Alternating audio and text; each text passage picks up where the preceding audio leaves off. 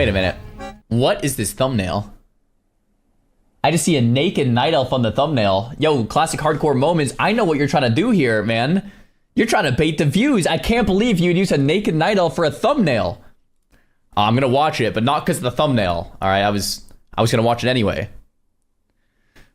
So let's go. 371 hardcore moments later. We're still here. Let's lock it in. Get out! Wait a minute. Something ain't right. Wait, what? He's dueling a level 3.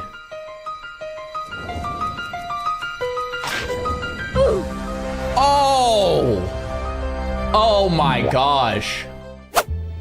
Dude, that's wild. I want to watch this again. Yo, get out. Are you sure you want to accept this duel to the death? So a rogue, I think, dueled him to the death and vanished, or like stealthed, and he thinks it's this dude. Wait a minute. Something ain't right. Bruh. Do not accept duel from Compilant. He has a 60 rogue next to you who actually requests the Makra. He's trying to grief you.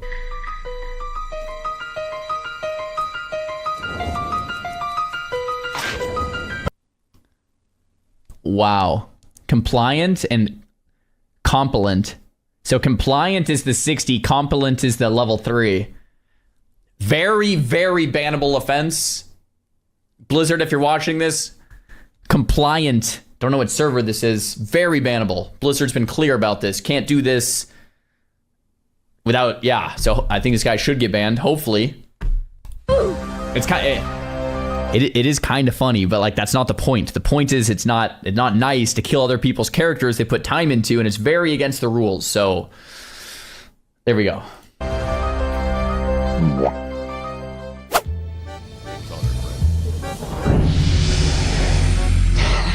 Oh, this is the naked night elf clip. Level 1 to 60 naked run. No, you have boots on. You have boots on. You gotta do it again. No boots. You can't wear shoes. That doesn't count.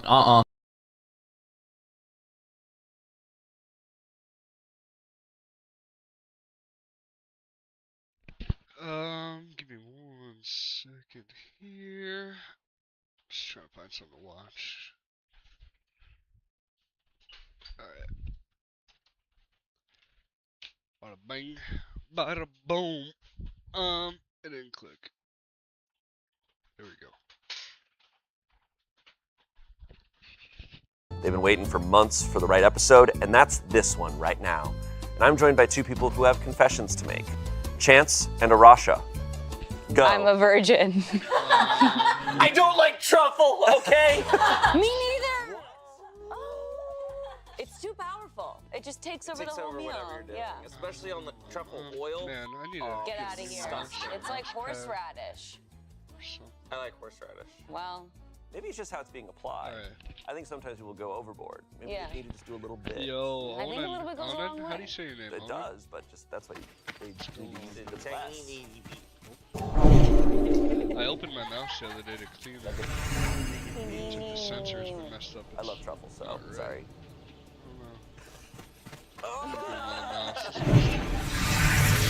Yes.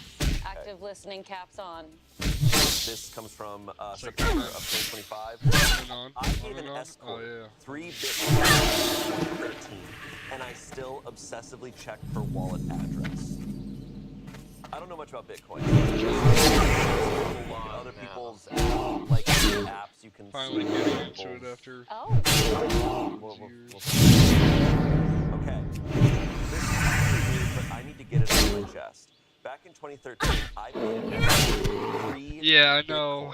It was worth maybe $300 total. I don't know what to so do it about like it. A reasonable I need a new transaction. mic. Here's the messed up part. I still check that Bitcoin address regularly. I might. Have been for 11 years now. Those Bitcoins I just might sat there have something untouched all else, this maybe. time. She probably had no idea It's what been they bothering were me or for how a to while access now. them. Recently, I noticed movement on the address. She's been transferring small amounts to Coinbase. Probably finally. Nah, figured it's out how just to my cash them out. mic. Do you know Everyone what 3 says it Bitcoin that I is worth talk to today? about it. Around $350,000. Oh, I've watched that address occasionally over the years, wondering if she knew what she was sitting on. Part of me hoped she'd forgotten about them entirely so I wouldn't have to think about the money. But now she's cashing out, and I can't stop checking the you know blockchain what? I actually explorer. think It's like watching I might someone win have the lottery something. with Let me money see. that used Hold to be on. mine.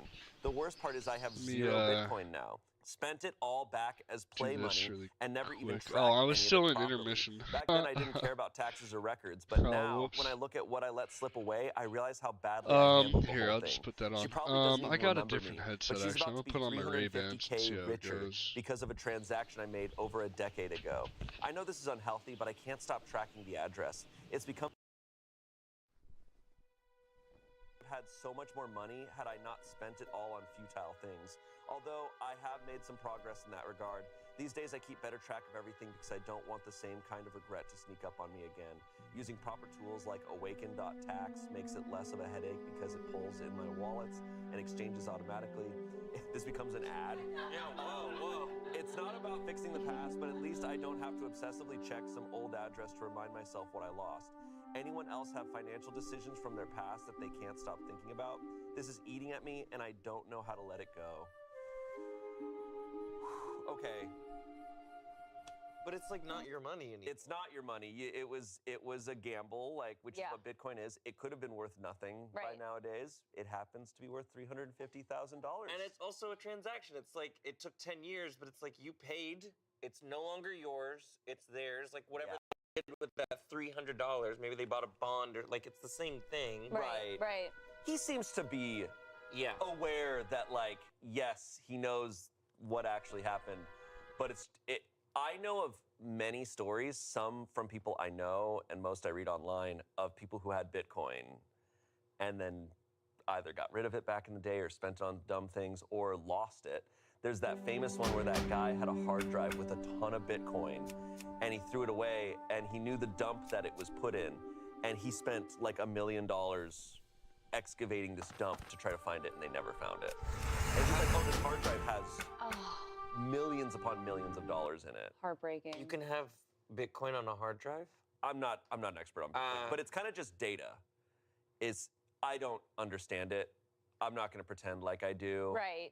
But it's stuff that's worth something. Okay, I want to see Bitcoin heist. Honestly, I kind of want to see.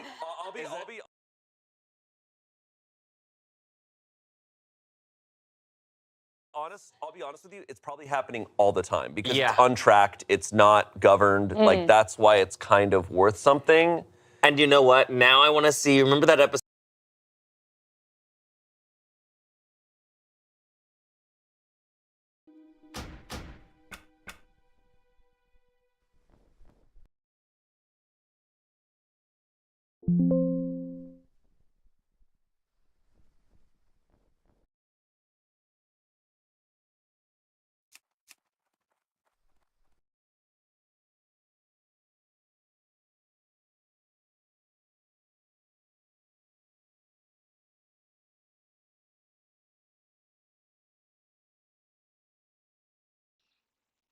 Test.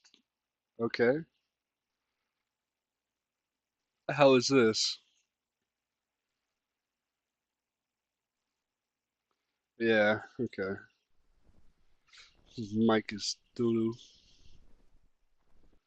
See how it sounds. Episode of Fairly Odd audio. Parents where they go Now into the turn it internet, or maybe they down. go into TV. They go into TV. They go into a video game? They go into TV. Is that They it? go into TV and they're like channel surfing and shit. I want to see digital Let me heist. see. People go into the digital world All and right. have to like Tron it up. So, That's what that new Tron movie should have been about. Yeah. Bitcoin. Literally, yeah, what the it mic should have- or, sucks. like, NFTs. I'm forced. Yeah. I'm at $50 for ads, but That's good. Bitcoin. it's That's not a movie. good. Let's write it. Let's write it. Let's make The it. Italian hand job coin. No. Well, No. no, but it definitely just sounds like that's the risk you make when. What are you when you're doing? What are you up to transaction today? somebody, like shoes that you have on. Later on, they might be worth more, and it's like, yeah, you're gonna regret it or never. Yeah, I think everybody has something like this in life. Right. But It was worth it. that's how things I'm glad work. I'll try on my other mouse pad Yeah, good for also. her. Yeah. Nice. really quick Because that was because, also risky of her back in the day to be like, man, this I'll is accept this bothering as me so payment. much. Yeah, that's true. Because he probably paid her thinking like, this is I probably not probably need a worth new mouse, as to be much honest, as because I messed it up helps. trying to clean it Like on the maybe, inside. I don't know, but they agreed Opening to it up it, the other but day. it worked out in her favor. Wow. She knew. Good for her. She knew. Sucks. She was a Bitcoin But investor. it was cheap, so. All right, some comments. Just tell people that once you had a $350,000 escort and call it a day. Someone said Really you nothing didn't how give to her play Sims. $350,000. You gave her $300. You could have easily just bought more Bitcoin. Yeah, for I gotta work $300. overnight tonight, so I'll Even be if you had, you never playing would have held this it all this night. long, though. That's true. Someone said, I have a friend who is an aging stripper and is struggling right now trying to get out of the business. Can't strip forever. It's a young person's business, so she's trying to transition into making it. But It's definitely the mouse. I mean, I have to imagine there's sex workers, coins. it's the same deal. I know you are full of regret, but at the same time, know that you are probably going to transition into the next part of That's your better. life. It was less of a joke, more like old guys and I old haven't girls played want Sims old in a people fat dancing minute. for them. So ageist. Yeah. Like an old folks home and you have like strippers. Wait, You drive yeah. past an apartment home, but there's tons of lights. And you're like, is this a stripper? Yeah. I want to use it again, but But fuck I it. think you like the minimum to get in has to be like. Lucky wish I had skinning, but I feel like there's no in case, point. like, I'd young say people like want to get in on that. self-found paladin. Not me.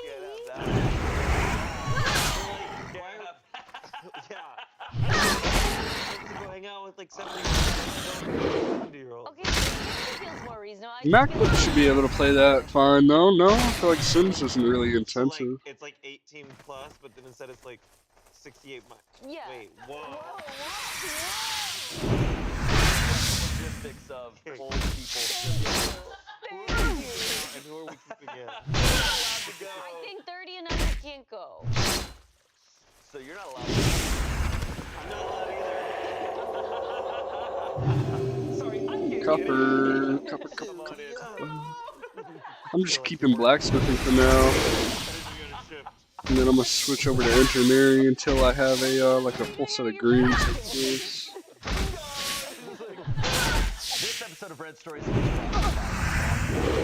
We're all human. Oh, really? That's a bummer. It's my girlfriend's laptop.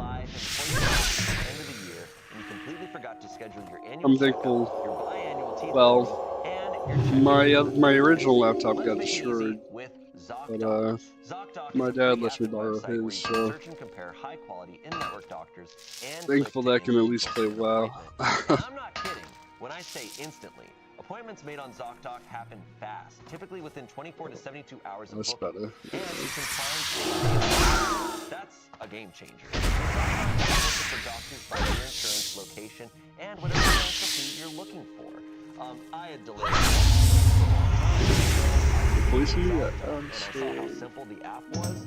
I had all my doctors. Do I have anything like a shift 3? Okay. And I've been pretty good about it ever since. Stop putting off those doctor's appointments and go to ZocDoc.com/pitreddit to find and instantly book a top-rated doctor today. That's ZocDoc.com/pitreddit. ZocDoc.com/pitreddit. Can't wait till I get a higher level. I should have started a hunter, man. I don't know why I did a paladin. I just never usually choose paladin when I play classics. I was like, fuck it. Played so much hunter before. This was posted in October of 2025. Long distance boyfriend, 21-year-old. Oh yeah, I'm going through this. The West Coast. And it's eating me alive. Oh, okay. 21-year-old woman, never thought I'd be the kind of person ashamed of They'll someone drop I a love, but bench. here I am. This boyfriend who's 21 came to visit me. Instead of feeling excited, I felt anxious. The physically kind of anxious about being seen with him. No one here has ever seen him. I've always I'd never even been. There was no chance of running.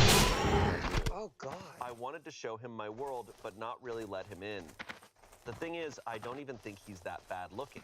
He just has a weird beard. Hold on, I need to awkward turn this body up a shape little. that YouTube. doesn't do him any favors. I Still, love I'm this genuinely Smosh attracted Reddit to him. stories. I wouldn't be as intimate with him if I wasn't. The sex is amazing. I just also know he's not on the same level You of still want to get attraction into WoW that as a people kid, but I was expect when they look at deceptive. me. Wizard For 101 was context, I'm cool. 5'3", skinny yet I played curvy. a I have a very big ass, tiny flat bit of it stomach, because I used 34 to see double D ads of it chest. always. I have white, straight teeth, My clear parents skin, would do no this. makeup. I look good in tight So I looked dresses. it up and yeah, it wasn't bad. Crazy. And I can fly. Then I got my first Pride in that. PlayStation. I I work started hard to playing keep myself put together Modern because Warfare my 3 world and requires Battlefield it. I'm in 3 PR. and I'm in a regionally and nationally some recognized games. sorority, specifically my chapter for how amazing we are. My life revolves around image, presentation, perception. times. So yeah, when I'm standing next to someone who doesn't fit the disconnect Wish feels they made a huge. remake like Modern Warfare 3. 5'8", It's thin, exactly smells how like it was. cigarettes, and has that slightly offbeat look that makes people stare a second too long.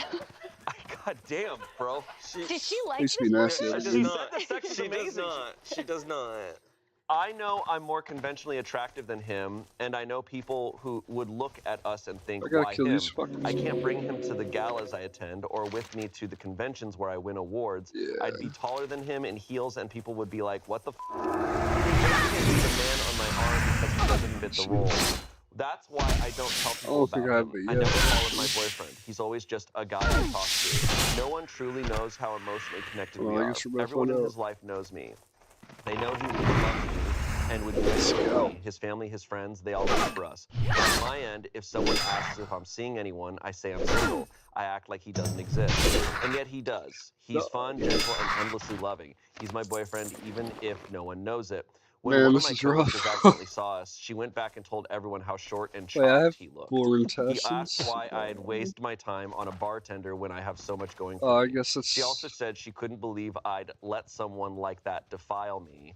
I laughed it I off, don't know. but it hit harder than I wanted to admit. The truth is, I've spent years mastering how to be seen. I know exactly how to dress, smile, and move through rooms where being Could use admired it is in there cool. now. He's not built for that world, and somehow he's also the only person who's ever really seen me.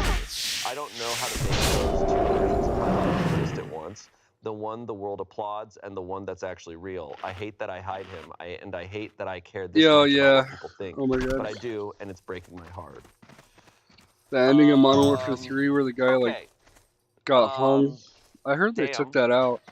Number Modern one, Warfare damn. 2 had a Okay. goated Got that out of the way. storyline. Thank I think I played Uh, World at War. I'm trying to separate. There's the part of me that's hearing this. I'm like, this is I played the awful. Black You're Ops awful. storylines I'm also like, this is 1. an I only played anonymous the post first where one you're actually. confessing that you I know like this the is second awful. one.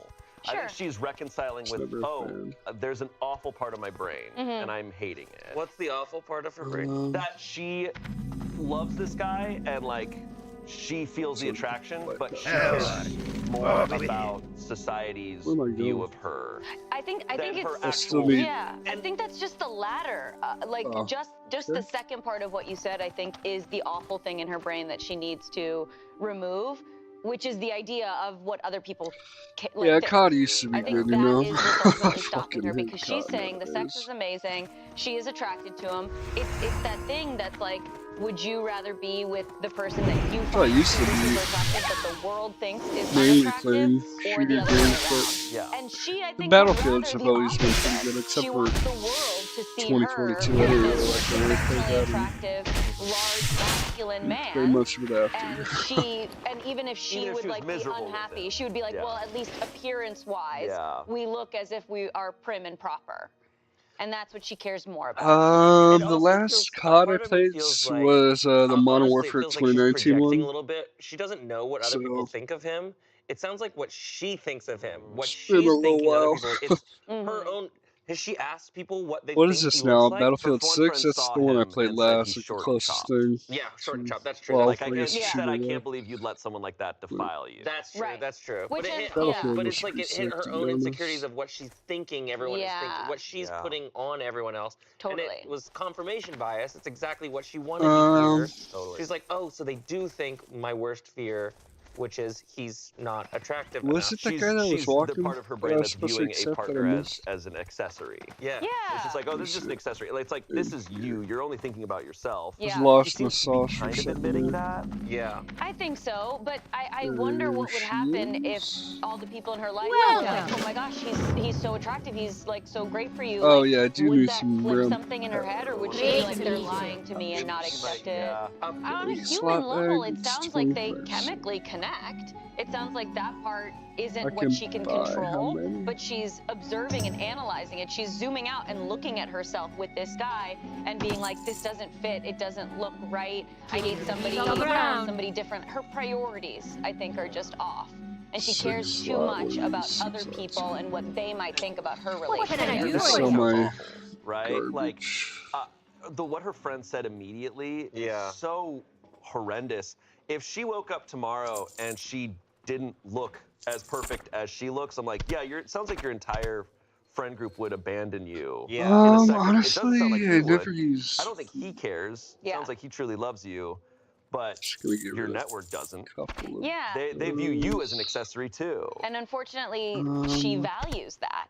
The way that she speaks about her extracurriculars, like her sorority, like she has value in it being nationally recognized. She has value in her having perfect makeup. Like, I think those are the things that she's putting on a pedestal. But when I hear that she is describing herself as single and not even calling her boyfriend, it doesn't seem like a badge that she's proud to wear. She doesn't actually love this person. Because if you love them, then you'd want to trust them. You'd want to be like, I'm so happy in the position that I'm in. And she's hiding that. Well, I was gonna say the way that she talked about herself, I think she has a lot of pride and a lot of self-love and a lot of a sense of accomplishment and Ooh, ready or not gets drive. hard. And the way You that ever she played, talked about him, it was just like, I guess he's kind of attractive.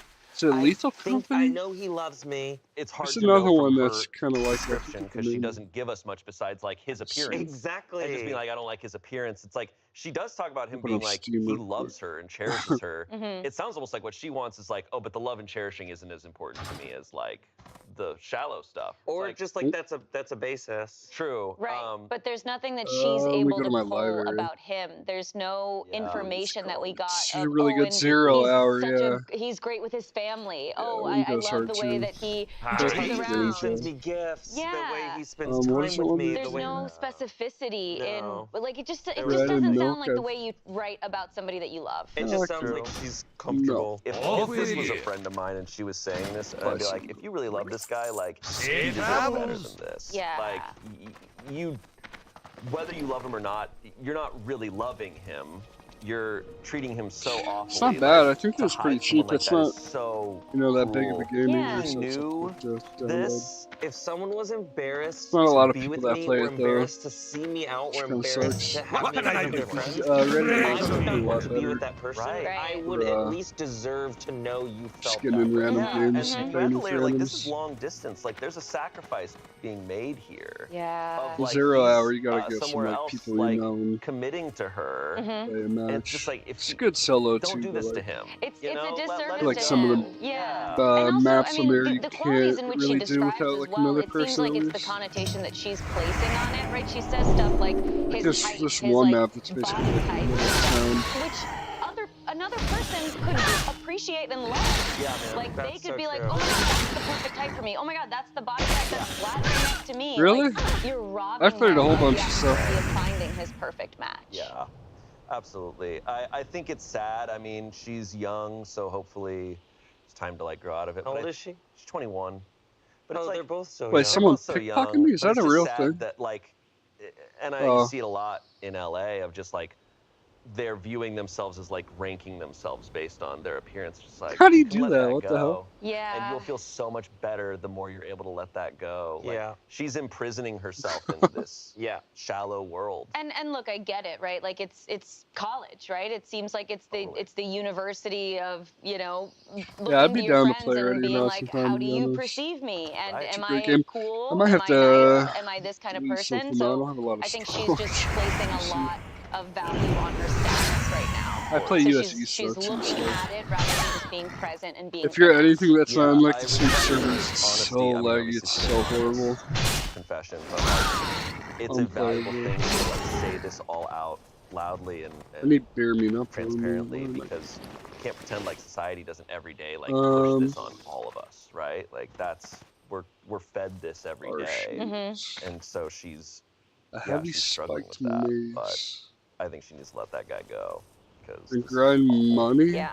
Until I comments. have him, Someone said, honestly, let him go and find someone that actually appreciates him and loves him for who he yeah, is. somebody and probably wants to already show him bought off it, to to the be world. honest. He left a comment saying, I showed him around my campus job because Man, I it's one of could the do coolest already or not buildings, stream and sometime. every single last one of my coworkers gave me that. Are you sure? I guess I'm decent.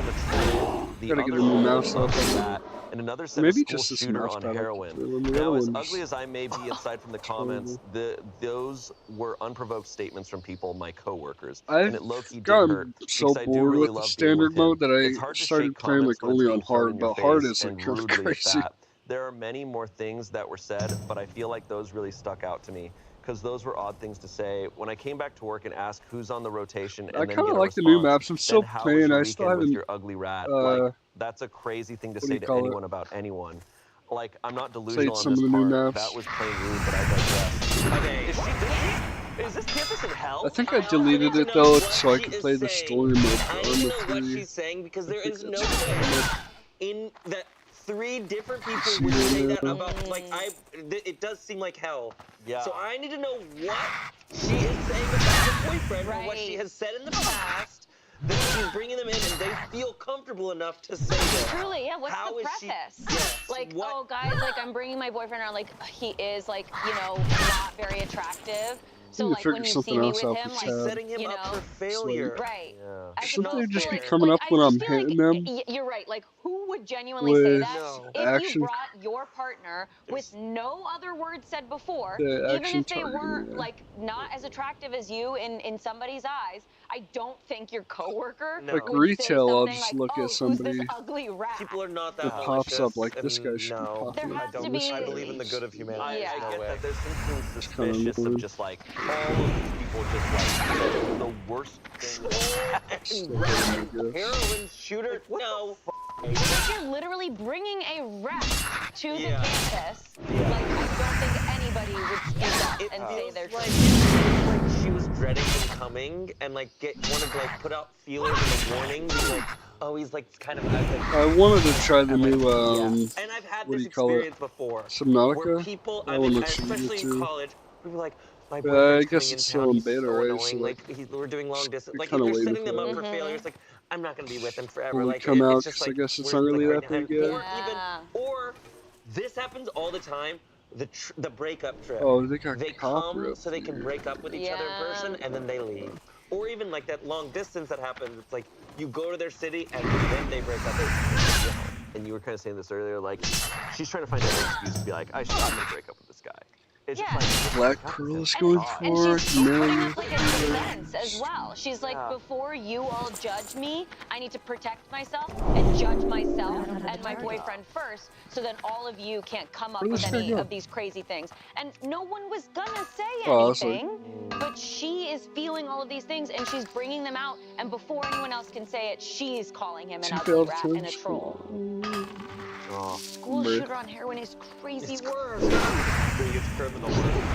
That is awful. Wow. Well, there's no update or anything. I said, why is he attacking? Sounds like a miserable mindset to be in. I can't say. And I'm sure this man's is not that beat. I'm sure if we saw him, we'd be like, that's a Ooh, normal they got a man. Yeah. Like, what is going on? Yeah. Oh my so she's god, the there's no asshole. way I make Yeah, it out of she's there. I mean, I got X, or not X, F. And they also say Blessing 5857. They say protection. that's Do the these best share a height cooldown? in general. They And say land that. See, that parents. was what I wanted they to did mention say. that. So, and he smokes cigarettes, which means he's cool as. True, true. This 5'8" chest guy could be smoking cigarettes. Mm-hmm. Yellow Coolest teeth, man. you know, And yellow teeth he's been and- using them. Yeah, he's been using them. It's good. I think no matter who she ends up dating or Guess I marrying or can't whatever, go she's back gonna up. struggle Oh for the no. rest of her life if she doesn't get out of this headspace, because you're gonna have things to say at some point, or you're gonna worry about what people are thinking. Yeah, At any point, if you're letting that govern you, you're screwed. She's gonna need that approval with any partner. Oof. Well, I make it past this, huh? Moving on. Next one comes from Chef. December of 2020. Should I My just boss kill just myself? asked me not to wear my normal pants to work, and I've never been angrier. What? I wear Texas normal Chainsaw pants to Massacre? I've work. never played that before. Ooh, so Our dress code is business casual, and I've gotten myself sized by a reputable tailor. All my slacks and chinos are from normal brands you'd find at Macy's and are normal/relaxed fit. However, yesterday, my boss called me there's a into lot her of stuff office and that... told me I would no longer be allowed to wear the pants I normally wear to the office and would have to wear something less revealing. Apparently, my bulge is inappropriate for the workplace. I have a normal-sized penis. I actually measured it to make sure I wasn't crazy. And I'm pretty close to the U.S. average. Would a woman with large breasts be told she I can't wish I wear had anything but baggy consecration, clothes? Would she be told by her least. boss that she must wear nothing but restrictive sports bras to work? I doubt it, especially in my workplace where women 2 seats down from me wear far more There's provocative no clothing way than I'm my making damn this back slacks. up, huh? I asked her, what should I wear Why did I instead? come down? These are my size. And she said, just go buy Okay, something looser or get a I bigger didn't think I'd be size. able to make it I'm not up. rebuying my entire collection of work pants. Go ahead and report me to HR. Let's see them try to fire got me more for copy having of too much That's awesome. Edit. People have been asking to see my pants. Where's that down in the pants I tunnel, wore. I'm guessing? Here's the exact pants I wore on the day of the incident. Note that my member is sitting to the right of the zipper. Ew. Relative to the viewer. Show us the You can't see anything. Pants. That's a Is that his hog? I don't know On what the Go to right, the on the front right, on the here. right. Oh, he said his hog. I can't see his. can't see his No, I yeah, thought you that can. was It it. I says thought The that video was is it. I the was like, background. No, holy shit. it's this thing, this indent. I don't think Oh, that the also video in the could be background? just a Yeah. crease Dude, or- these videos I are so can't even funny. tell, bro. I'm gonna be honest. This is a photo Sorry, I of love just watching any these. man wearing pants. Yes. Wait, let correct. me get another look at it, actually. Zoom in. Zoom Look, in. is I'm thinking that's Normal Shaft. chinos. What if that? I don't think it is. Look. I'm gonna be honest. I don't think it This. is. What is No this? way. They've The lost their Smosh mind. Pit is the Okay, I channel. guess a lot of things Reddit could be the stories. here, and maybe The that's the fact point. that So we good. can't definitively see the bulge means that Hilarious. there's nothing to worry about here. This poor man had to take this lower body Yeah, shot and post it on Reddit. Of his tapered chinos. Right. Dead. Well, That's the most normal picture of pants I've ever seen. yeah. It is one of the most normal things I've ever It is normal. It's like if you were like, it's a Halloween costume of the Onward guy. I'd be like, yeah, it's the pants. Imagine if the dad from Onward had a gigantic bulge. Just like, Dad, Dad, no! Dad! That's crazy. Onward and upward. Left He it goes for on this me. rant at What? one point about like, Jeez. would a woman with large breasts be told she can't wear anything? I'm like, I think Yeah. I think unfortunately, yeah, they would. He lost us a little bit there. Yeah. I Yeah. think when Oh, he's kind of it's started 'cause to compare I think they were to talking other about people, some I guy think in the lots of workplace, people maybe and their experience coworkers were this kind complaining of, about you know, his sort of bulge, dress so like code he had a situation. measure just I to do make think sure. he's in the right in that And, those yeah. pants seem fine to me. Yeah. He's a shower, you know. What can he say? It seems like people are probably just trying to look for a problem there. Yeah. Because that's literally what I think we were doing, was we were searching. And it's not obvious, it's not clear upon first glance. You're not like, whoa, whoa, whoa. And therefore, I just feel like that is enough to dismiss it. Yeah. I could see a Narv situation where he's getting a boner, he's a boner, and people like, he doesn't even know it. He doesn't even know it, and it's like around the office, and the lady's like, oh, he's got a boner again. And it's like hard in his pants. So then when he goes to the office, then he doesn't have a boner anymore. Yeah, It's true. like, okay, Is there a photo with the is boner? there a photo of the boner? No, there's not. No, I think There this is. guy's just being really crazy. If everything that he's saying is true, I think this is really unfair. Sorry, I was like, Shane's like, yeah, there's a picture with the boner. He goes to his own pictures. We're like, I don't want to go too far Like, Where's the pants? into this cave and die. oh, he has a full-on pic here. That could be the reason. Like, it could be that, like, And he's, during like, the taking it day. now. I don't think so. I think the boss would bring that up. Yeah, Like, okay. She's asking him to change his entire wardrobe. Sure.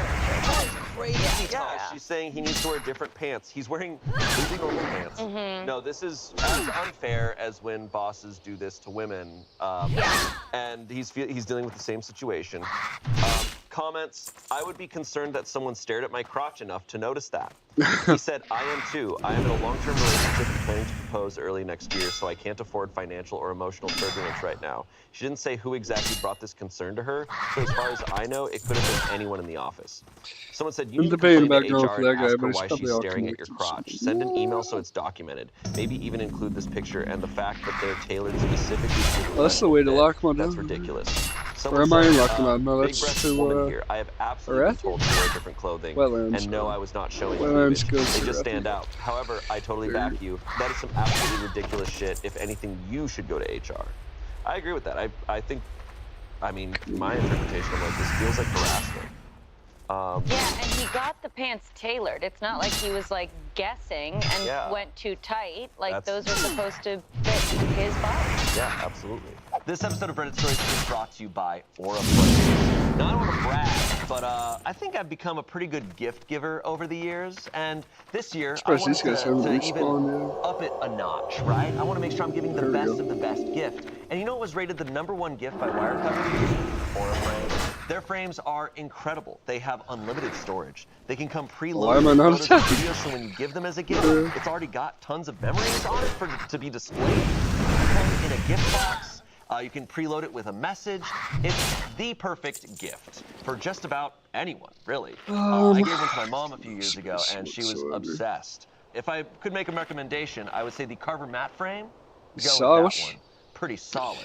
I'm just saying, if you want to make this holiday season special for someone, give them the gift of Aura Frames. For a limited time, save on the perfect gift by visiting auraframes.com to get $35 off Aura's best-selling Carver matte frames. Named #1 by Wirecutter by using promo code PITREDDIT at checkout. That's auraframes.com, promo code PITREDDIT. This deal is exclusive to listeners and frames sell out fast. So order yours now to get it in time for the holidays. Support the show by mentioning us at checkout. Terms and conditions apply.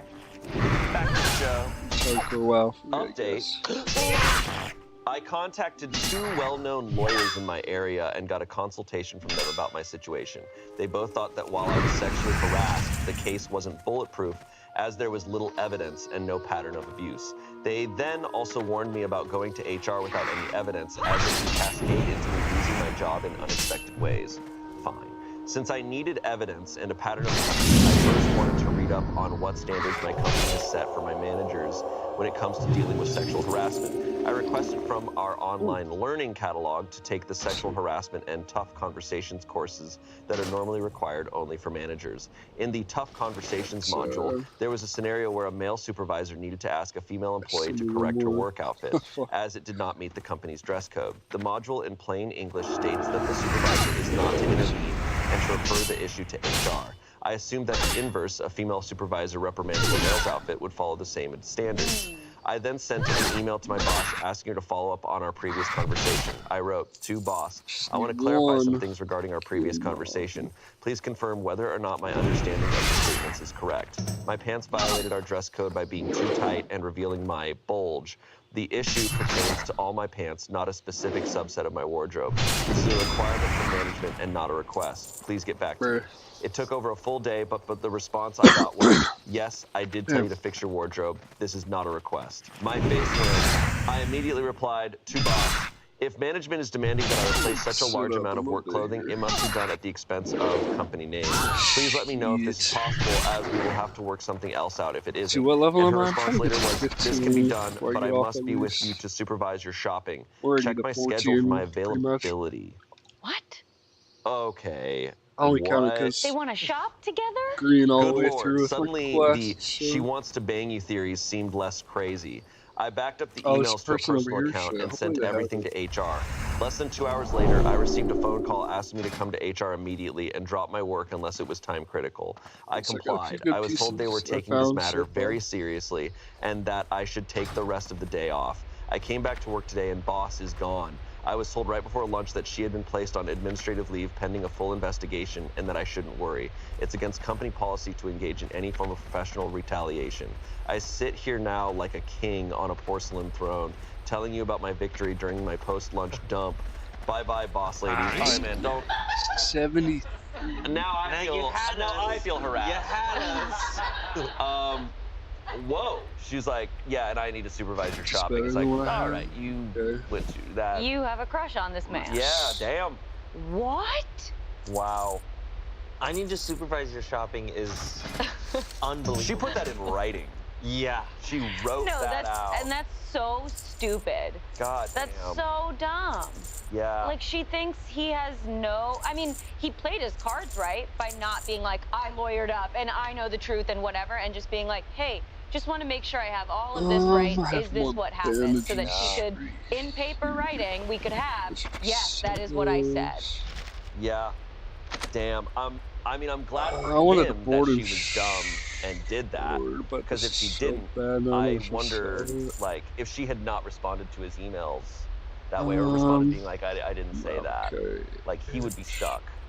But, hey, happy for him that this all worked out, and good on him for doing what he did. I mean, I predict that she would have been persistent, though, in other ways. Even if she were to clean up her language on email, I think she would have had another meeting and been like, hey, we need to still fix this problem, and there would have been more discourse there. Yeah. But, if she's moving the way she's moving, she's gonna keep doing this to him, or eventually do it to someone else if she hasn't already done it to someone before. Right. She's abusing her power. I'm just trying to figure out what her, like, end game was. Like, she's like, oh, if I tell him to change his pants, he'll be into me.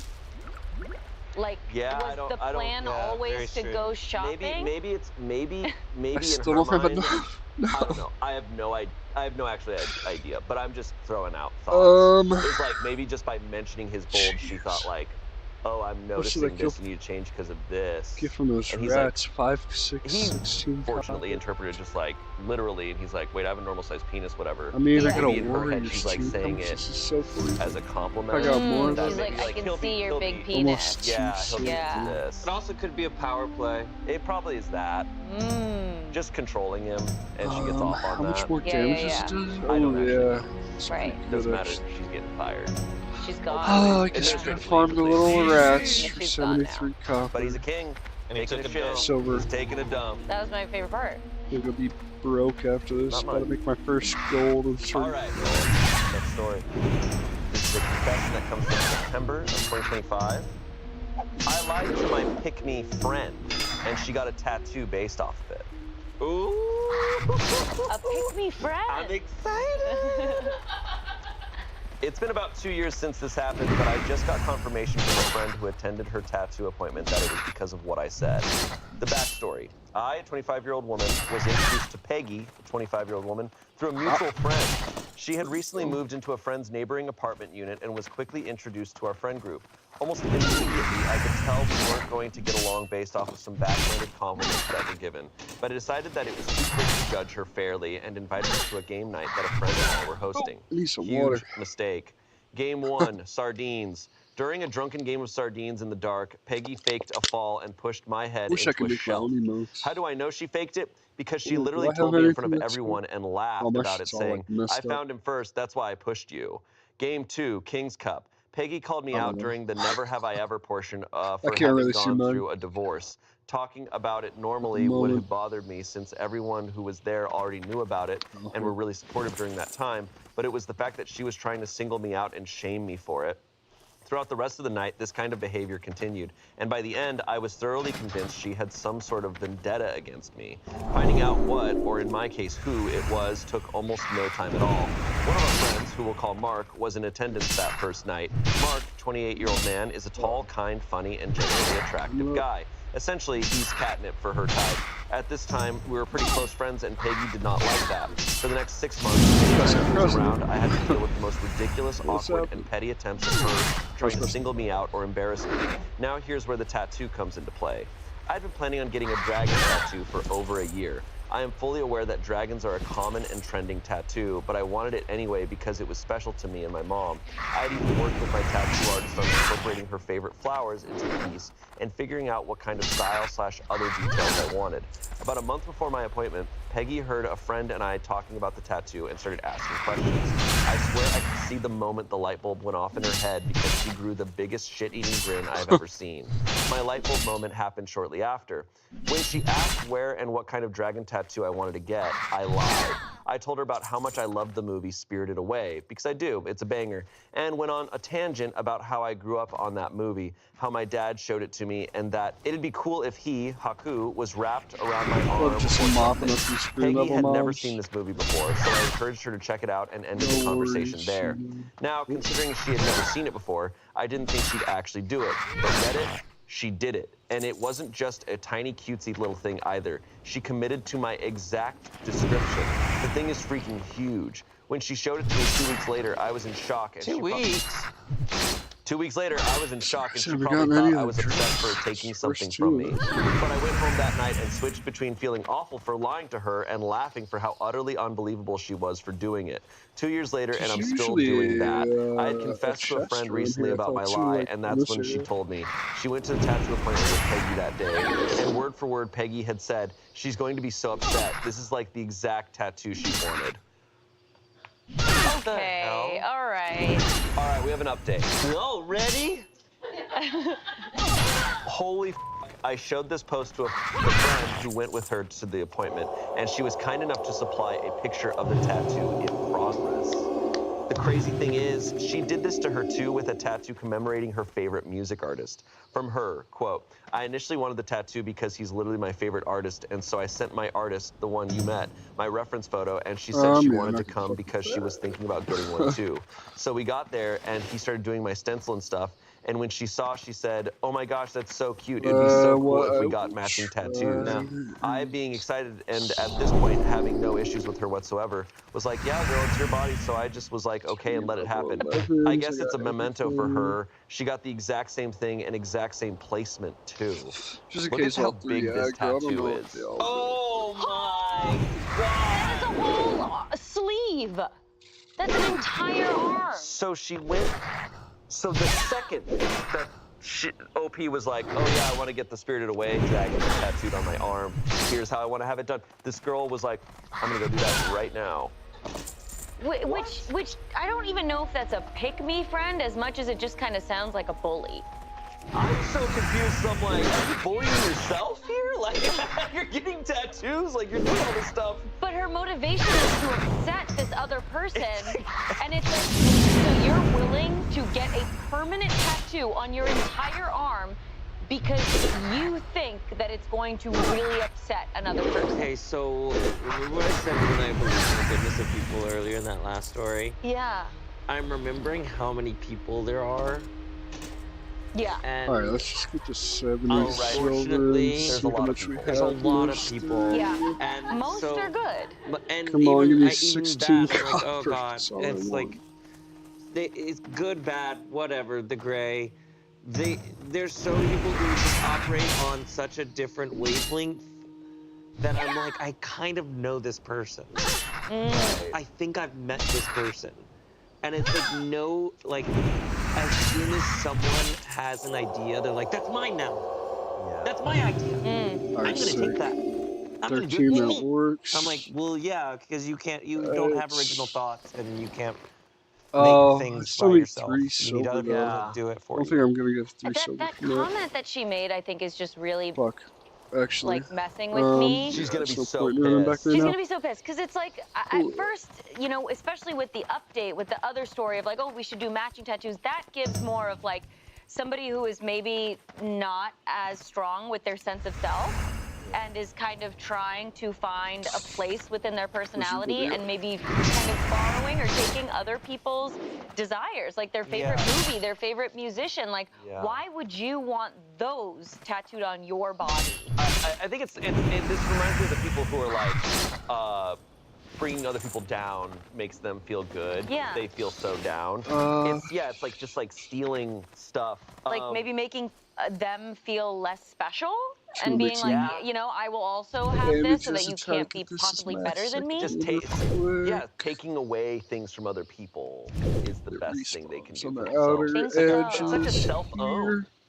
I don't know. I'm like, Right. you got a huge tattoo on your arm, and you're like, haha, owned. I'm like, is this a sketch? Right. This feels like a It's Always Sunny episode. You're banking on them being more miserable about it than you. And that's a permanent thing you just did. I gotta And look up that's a lot of into money. That's definitely Yeah. over $1,000 and a lot of time. into And you have that forever. People are gonna be 20 years from then and be like, what you I call like it, that tattoo. It's like, yeah, I wanted to piss someone off. customizing my Right. channel more. I want to guess go back to the doing game emotes and night, stuff like because that. the other example I I think that listened stood to out it to me was last with night, but in it's like King's Cup not when they were last playing night, Never but Have the I other Ever, night. But and it it sounds was like like 1:30 Peggy in the had morning. something And I to was say, like, like, oh, I never just have I ever wanted to been stream and play divorced. WoW. And it sounds like I don't she want to maybe take was the only one to put her 5 finger hours down, to set it up and that also do it how feels I like That's a to. meeting directly. too. That's the first meeting. Yeah. This is a There's jealous a bunch of stuff person. I think so. Just somebody wants to call out another to person's do flaws. to Or like, customize the it channel. kind of and reminds stuff me of for the stream. Peter from Heroes, how he like takes other people's power. Or the spirit from Avatar: The Last Airbender that takes people's faces. Yeah. What's it called? The face. Ko, the face stealer. Oh yeah. You know what? I actually think this woman is just the face stealer. I mean, it really is. It's like you have no face of your own. You have to take everyone else's to create a personality. Yeah. I mean, the best case scenario is like she goes to therapy or like has a big reconciliation and goes, oh wow, I'm awful. I'm being a horrible person. And then she just has that tattoo forever. Right. Yeah, that's a lot to get removed. I don't think she was thinking ahead in any of these I don't think there's decisions. much thought going on. No. It sounds like this is how I feel Guess right I'm just now. gonna send you some copper This bite. is going to maybe make me a little bit happy. Killing them. This Give is me really money and see how this is much. some very like we look. sell. I'm like, but I'm curious as Invest to with some why, extra money. what her motivations deep down, because this feels like she got stuck somewhere as like Have a something. 5-year-old. This is stuff like 5-year-olds do, right? When it's like, oh, you have that toy, I want that toy. Just copycatting. Oh, now that you have that toy, I want that toy. She is stuck in that line of thinking as a 25-year-old. Right. Because I'm like, it's perplexing. This type of like thinking that she's doing. You're right. I think, I mean, you know, who's to say, but we can maybe predict that somewhere along the line she became really lost with her own identity. And now she's kind of going around taking from other people's and finding some sense of self-esteem in that, or like pleasure in just making other people feel a little more uneasy, maybe like she is. I just want to see how far people can go with it. Just being like, oh, what are you guys up to? People are like, oh, I'm just going to strap meat to myself and go to a swamp. And she'll be like, oh, me too. An alligator swamp. She's like, I'm gonna do that. Yeah. It's like, great. Yeah. It's like, oh yeah, there's a bear cave over there. I I'm have gonna, no money for go my, walk into it. Totally. Yeah. They wouldn't See what she also would do. Right. to grind for my spells. I forgot to read the comments. God damn, that's some dedication just to get on your nerves, LMAO. Or maybe she was just that desperate to be you. Either way, depending on the execution, Spirited Away, especially Haku, is a pretty good choice for a tattoo. True. The anime is a classic, and the classic, dragon's yeah. design can be pretty cool. So I guess it's not too bad for her, LOL. So it said, as much as the idea is cool and the concept of Spirited Away is beautiful aesthetic, I think it's still bad for her because intrinsically, she knows that it's not part of her essence. At one point, she will come to her senses, and when she realizes that she wasted her skin just to irritate or try to be the other person, it will be bad for her. And I would make it very clear to her and make sure she knew just to make fun of her. Someone said, I think I'd be pissed at my friend for not telling me sooner that she said that when they went to get the tattoo. OP said, this would be a fair point, but me and her became friends after the incident. During this time, we were just acquaintances, mutual friends, and she ended up cutting Peggy off for her own reasons before we became close. Yeah, I don't think Peggy's gonna have too many friends. So, wow. Yeah. Not so much friends as inspiration to clone. Yeah. Peggy's full on like a sketch character. Like that's a hilarious character. Yeah. The person who's gonna copy you, no matter what. And OP sort of is like, let's see how far she'll go. And I'm very happy with this. Yeah. You're an idiot. Before I get into the next confession, trigger warning, death. True Off My Chest was posted in June of 2024. My negligence cost my partner her life, and I'm about to lose everything. All right, buckle up. Hate that. Alrighty. I have a feeling Peggy's about to look like a very... A saint. So like a saint. Yeah. Everybody that we just read about, the shallow girl from earlier, we're going to miss her dearly. Me too. I, a 35-year-old man, have been married to Lisa, a 28-year-old woman, for 3 years, together 7. A year ago, I fell deeply in love with Amy, a 24-year-old woman, and have been planning to end my marriage for her. I know it's terrible and not what my wife deserved, but we were the real thing. 2 weeks ago, she had an allergic reaction when we were getting food after work, but she used her EpiPen and seemed mostly okay afterwards. She usually gets checked at the hospital after a reaction, but I asked if I could take her home and she could get her friend to drive her there because my wife was expecting me back. All I know is that she had a secondary reaction that evening and died. I didn't even find out about it until the following Monday through a work email. It has been eating me up ever since, and I will never forgive myself for not sacrificing an hour of my time to possibly save her. I sent some childish messages to Amy when I didn't hear from her over the weekend because I thought she was angry I didn't take her to the hospital. I am thankful she never saw them and ashamed that I assumed the worst. Our relationship was great, and the highs far outweighed the lows, but I've always hated being ignored, and I lose my cool when it happens. It is not a regular occurrence, and I would have more than made it up to her. Yesterday at work, HR and legal were in the CEO's office all day, and my manager ended up canceling our project meeting because he was with them all afternoon. I was on edge, but an affair isn't exactly a corporate crisis, and I thought something would have already happened if anyone knew. I am now 99% certain it was about me. A few hours ago, I received a message from Amy's phone which said, "This is Amy's brother, Tom. I want you to know it was me." I tried to call, but it went straight to voicemail, and none of my messages have been delivered. I tried to call my manager more times than I should have, and he sent a message saying, "Please don't contact me until Monday morning. I can't discuss anything with you right now." So it looks like my universe is going to collapse. I'm going to be fired, and my wife will never find out why. All I can do is hope that Amy's brother only showed them the messages from that weekend, and they were back. I have no family except my wife and daughter and nowhere to go. All of my friends are either people I've met through my wife or my colleagues. On Monday, everything I've spent over a decade working towards disappears. I can't stop it. I can't talk to anyone about it. So here I am. I know cheaters are the devil, so I'm not expecting sympathy, but this is making my chest hurt, and I need to get it out there. I knew it was going to be out. Okay, so I knew it. we have a lot of people with allergies at Smosh, and they've explained this to me that when you use an EpiPen, you then immediately need to go to the hospital. I didn't know that. Yeah, it's not, an EpiPen's not like you're done, you're good. Yeah.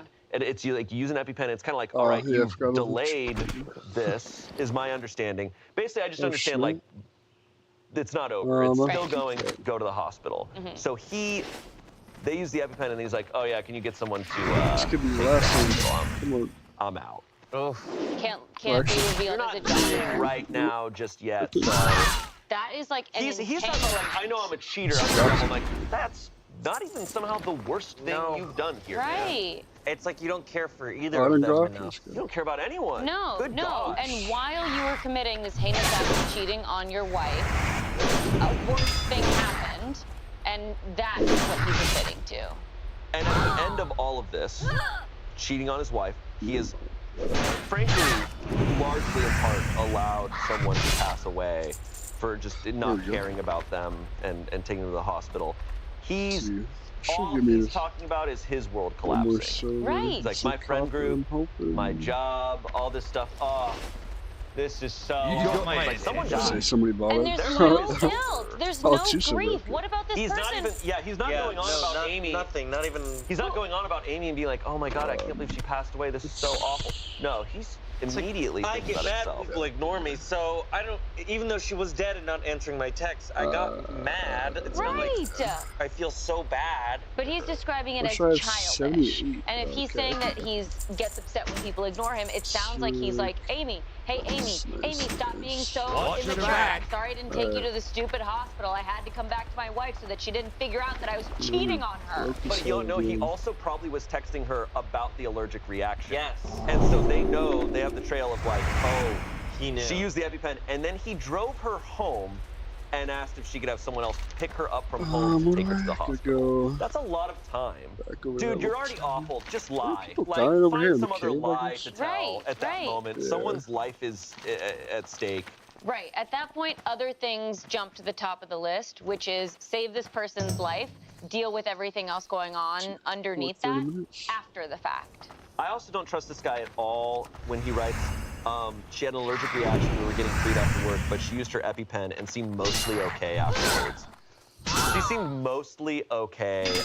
No, man. I don't buy anything from this. Did we talk about the brother already?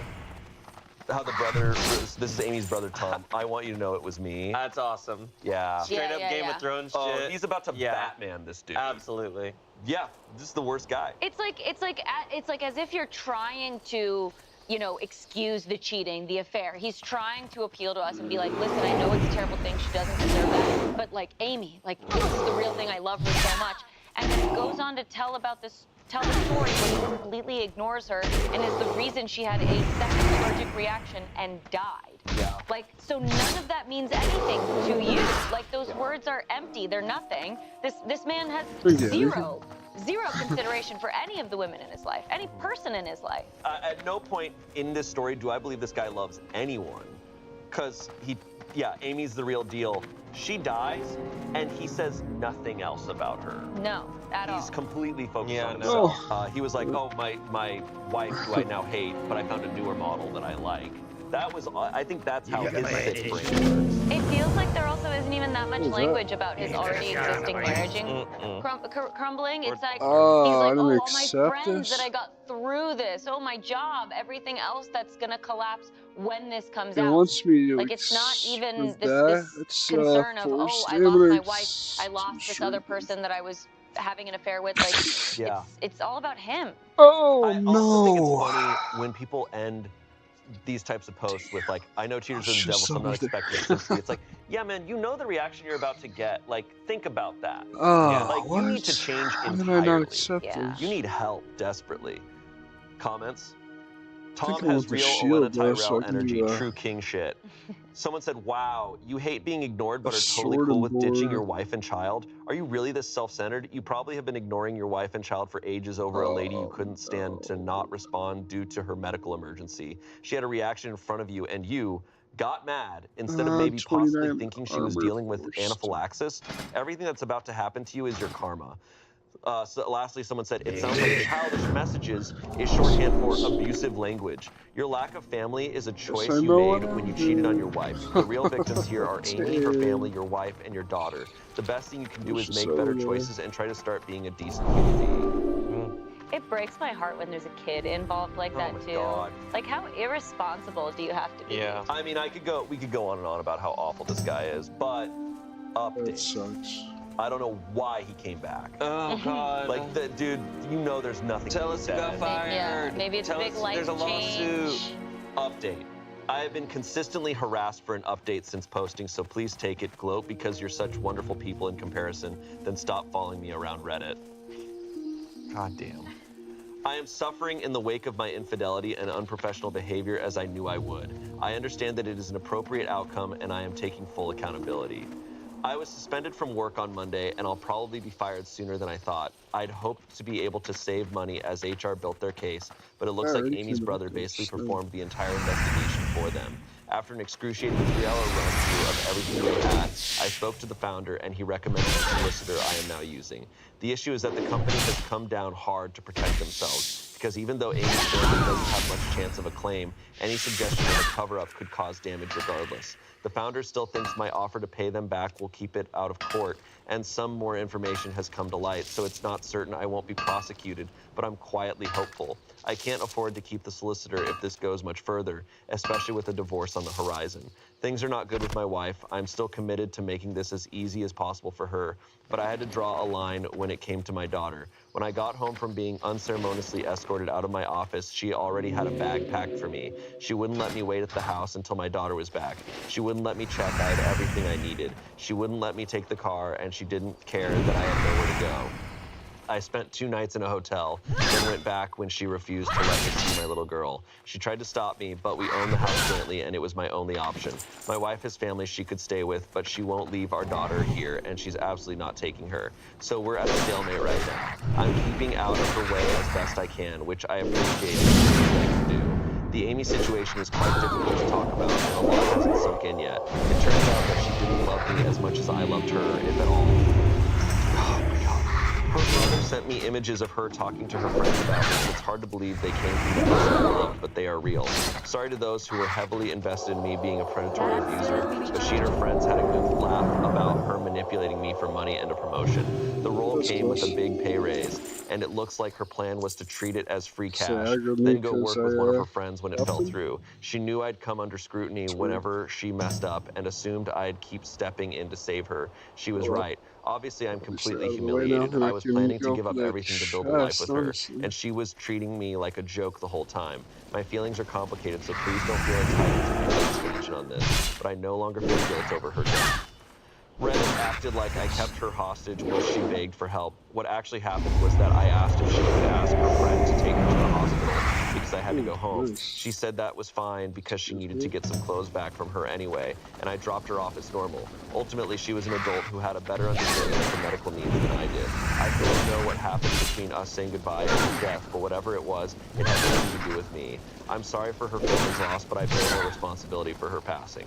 After Amy's messages to her friends were passed around, a few people quietly reached out with words of support. I assumed everyone would write me off like Reddit did as an obsessive predator. Now it's clear that Amy was using me. They see me as a fool who has been lost it all. It's beyond humiliating, but I have learned I'd rather be pitied than despised. It improves my legal position with work. There's small mercies, but I'll take what I can get. I remain filled with regret, and I will have learned many lessons by the time I get through this. I may have been deceived, but I am a grown man who made my choices, and I take full responsibility for them. It felt like we were starting to get somewhere. And then he just fully went back down to hell. Truly, truly. I mean, to have everybody turn on their perspective again, like, oh, you know, Amy mistreated me. Actually, I'm the victim. It's actually like, yeah, she was mistreating me while I was trying to manipulate her with money and my position of power. Yeah, 100%. You know, my wife and all this stuff. Yeah. And then I kind of also, at the end of it, I'm like, I kind of don't care, man. Like, I don't care if she was worse than that. She used an EpiPen. She's probably not in her right mind. She's dealing with anaphylaxis, and you dropped her off, and you were like, oh, well, she's an adult. She can handle it. Yeah. At the time, this was the person you wanted to build a life with and love more than anything. Right. I don't believe that. You did not act as such. Yeah. And now that you're finding all this information that's justifying all your horrible thoughts. Yeah. And your self-centeredness and your cruelty. He's excusing himself. He was always going to find a reason to justify. Yeah. You knew that. Which is what's confusing, because he starts off by saying, I'm taking full accountability. Whenever people say that, though, it's like so, like, I got to step in and save her whenever she messed up. Like, I got to come in and, like, save her, like, at work whenever she, like, messed up. That is so, like, gross to me. It's so, like, I get to save her, I get to fix her mistakes and save her. It's like, I'm like, I don't care what she was saying to her friends. I don't care about any of it. We've now gone past, like, infidelity and petty squabbles, whatever. She died. And then we're going down that moment, and you acted so selfishly. And was it her brother that sent the messages to him again and was just like, I want you to know all of this was happening too, you know? Like he sent the screenshots of what her friends were saying with Amy? Yeah, I think that's how he found out. There was a lot, so. But it's also kind of like, he's like, oh, look at all this stuff. It's like, dude, you're getting fired from your job. You have to pay them to avoid a court case. This is all adding up, and the evidence is showing you are worse than you're letting on. Yeah. Right? Yeah. Your wife knows we're cheating, and then probably from her perspective, with the information, is like, I don't know what's going on. Did you murder this woman? And I draw the line at my daughter. No, you don't. You don't get to draw any lines now, man. Yeah, no, not at all. And he's like acting She is getting entitled. full custody. Oh, 100%. Yeah. They're gonna be like, sorry, you might be responsible. The person you were cheating, having an affair with, is dead. Yeah. And you were with her that night. You're never seeing your daughter again. Right. What happened to the friend? He dropped her off, and the friend was supposed to take her to the. That's what from my understanding is he was like, oh, I need to get back to my wife so she doesn't find out I'm cheating. You just used an EpiPen. Let me drop you off at home. She goes, yeah, I guess I could be dropped off at home. I need to change clothes anyways. And then my friend. And then drops her off. Doesn't wait for a friend to show up. Doesn't just by herself at home and then leave. Crazy. Yeah, and I don't know much about the situation itself.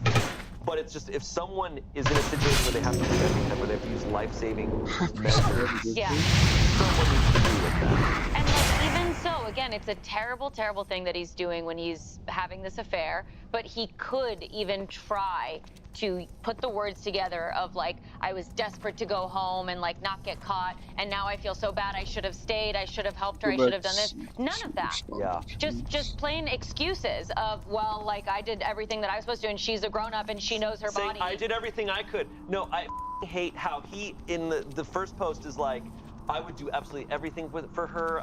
She's my world. I want to rebuild a life with her. And then suddenly it's, well, she's her own person. She can figure it out. Yeah. She's a grown-up. It's like, you're choosing your entire path right now, man. Yes, I don't want to find You're trying to protect your own sanity right now. Oh no! From the fact that you are the worst person alive. Why do you say? Yeah, it reads similar where he Oh, doesn't yeah. have I this. didn't mean to use that. The sense of self. Again, he's being steered, even in the sentiment that he makes, where he'd rather be pitied than be despised. Yeah. Like, that's all. It just feels like information for him on how he's supposed to feel about himself and his situation. He can't come up with any of that on his own. I think this is a thing I have read about.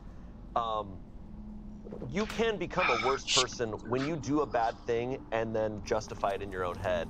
You lower the bar inside your own mind. There you go. And like, you can become worse in that way. I think this guy is going to become he's clearly somehow becoming a worse person. Yeah. Throughout all this. We have our final story here. It comes from Coworker Stories. It was posted September of 2025. I'm a coworker of someone whose Reddit story about work went viral. I'm feeling chatty, so AMA, I guess. Inspired by this post, the post we just read, someone asked if they'd ever seen a Reddit post about themselves. I'm in the comments because I work in the same company as this guy, and in the same department as his affair partner, who died under very sad circumstances. You can read all about it from his perspective conveniently. I only joined Reddit quite recently, but I was aware of the post a few weeks after it was made because it was passed around the office and gave us all a ton of information, which made a lot of things suddenly make sense. We were all extremely invested at the time, and weirdly, the story you all saw set off a series of events which basically led to an entire division of the company quitting. Oh my god, I'm so excited! Oh my god. I've seen it repeated on a few of those TikTok Reddit read-through accounts, and a few people in the comments of the post I saw earlier today seemed interested. So because the company didn't think to get me to sign any additional confidentiality agreements when I left, an equally dramatic but also closely related story, I figured I'd spend a Friday night drinking wine and spilling tea if anyone wants. This person is a godsend. We want. One thing I do need to mention is that the original OP has a brain injury he didn't disclose in his posts. I can't speculate too much on that, but I'm not saying it makes his actions forgivable, but it'd be crazy to pretend it's not a factor. He lives independently, but from what I'm aware, his brother helps him a lot. Okay. Wow. All right, so these are all comments with responses from OP. Did it end up going to court? No, they all used to abuse their expenses, and they knew he could bury everyone if it ever saw the inside of a courtroom. He claimed to be running out of money in his last post, but it was common knowledge he got a huge payout after his accident. A sign wasn't properly mounted on a shop front, and it fell on him when he was walking past, so he could have easily afforded to take it all the way.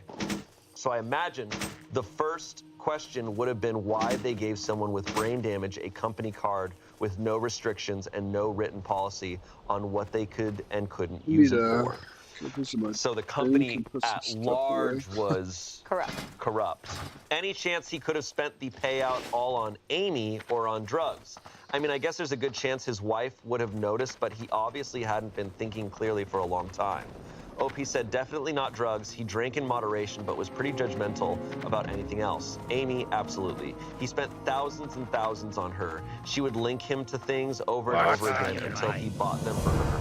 The HR guys were disgusted when they got the phone back and saw all the messages. I haven't seen the messages myself, but they said enough to confirm it was extremely predatory. Wait.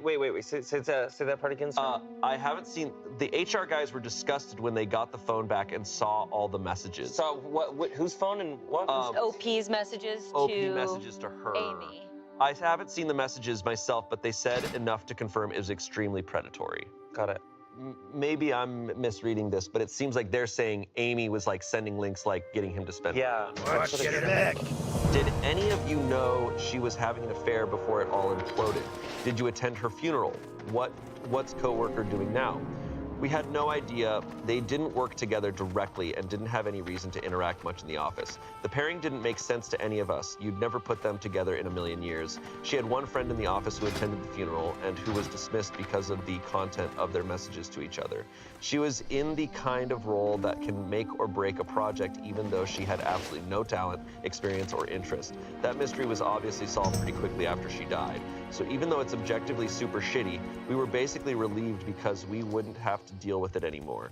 For context, she was project managing a team of physicists and electrical engineers on a pretty heavy government-backed project, and she was initially hired as an office admin assistant with zero previous experience. We were all surprised by the promotion, but it was the kind of company you could build your way up in, so it just seemed like a misstep. Former coworker hasn't worked since, from what I know. He's living independently in what I'm vaguely aware of being a retirement-type community. But his brother deals with his finances and helps him out with general life stuff. He's allowed to drive and stuff, so he's obviously fine in the ways that matter, but I'm not sure he'll work again.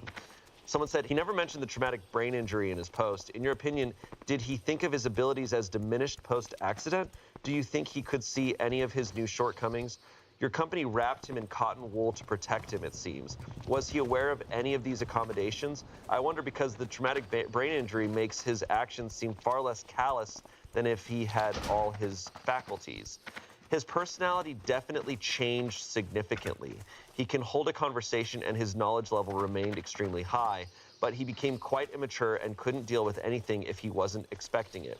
He could provide really insightful feedback about something we were working on, then 2 minutes later lose his temper or shut down completely because he'd spilled a drink.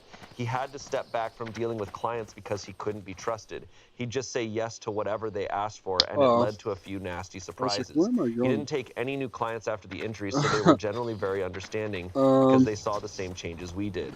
It's tough to explain. If you met him on a good day, you could spend a few hours with him and not realize, but any more than that, and you'd almost certainly go through, oh, that was a bit odd, to, okay, there's definitely something wrong here. To my knowledge, nobody tried to figure out how aware he was of the brain injury. The key phrase drummed into us when he started coming back to the office a bit was, meet him where he is. And he was a really well-respected member of the team, so we were all really sympathetic to the situation. I did hear him make a few comments about his brain being broken, but they were fairly lighthearted and mainly centered around him forgetting small things. This sucks. This sucks a lot.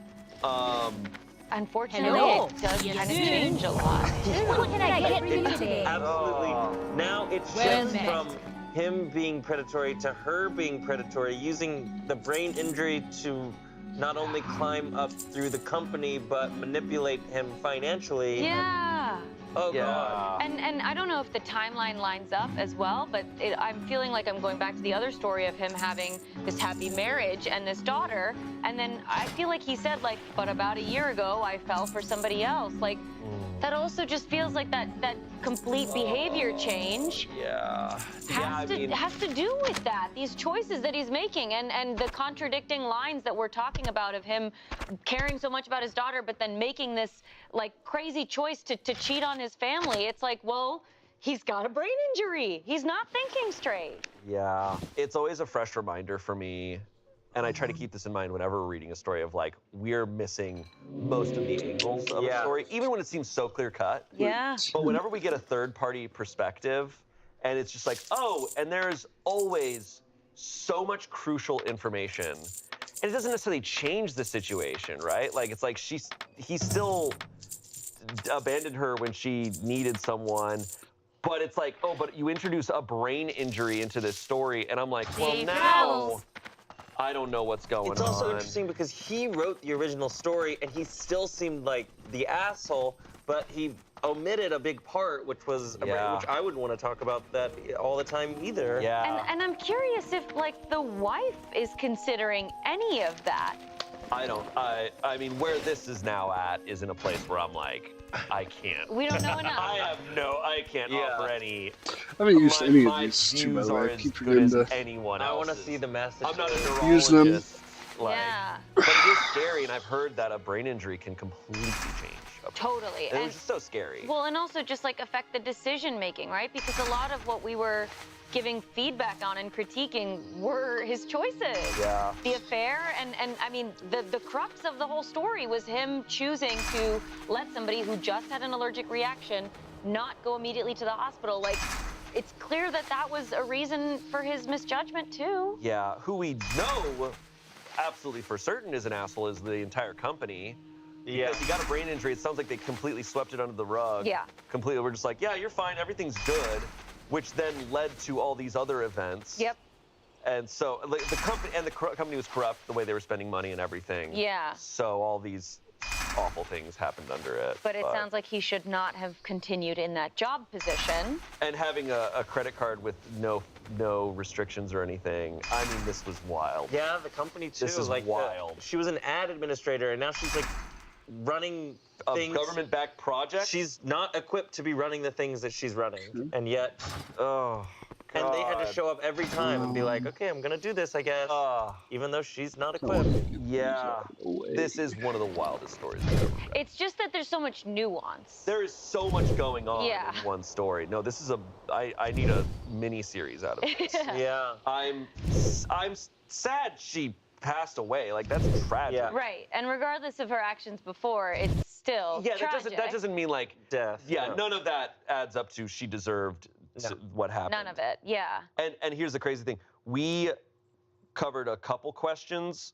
OP, the coworker, answers way more. Oh, so that's there's awesome. probably way more information. So if you're listening to this, watching this, go to that Reddit story. Yeah. There's probably so much more. She like tucked into her couch with that glass of wine and was just like, oh, yes. No, that's a story you talk about forever. Oh, yeah. Whew. Wow. Damn. Anyways, thank you both for joining me for that ride. People had to get stuff off their chest. Oh my God. So at the end of it all, Peggy's the worst. Yes. Agreed. I think we can agree Peggy is. Because her name is Peggy. Because her name's Peggy. Yeah. No, and this isn't Mad Men. Stop it. Yes. Or Hamilton. Yeah. Let's see something. It's always funny. We read a story like that. It's like, all right, now let's go to another video where we have to be silly. Let's go be silly now. Let's go play board games. Thank you for watching, and hey, we'll see you next Saturday. Leave a confession in the comments. Yeah, confess. Confess in the comments. Confess. Confess. Confess. Confess. Confetti. Confess.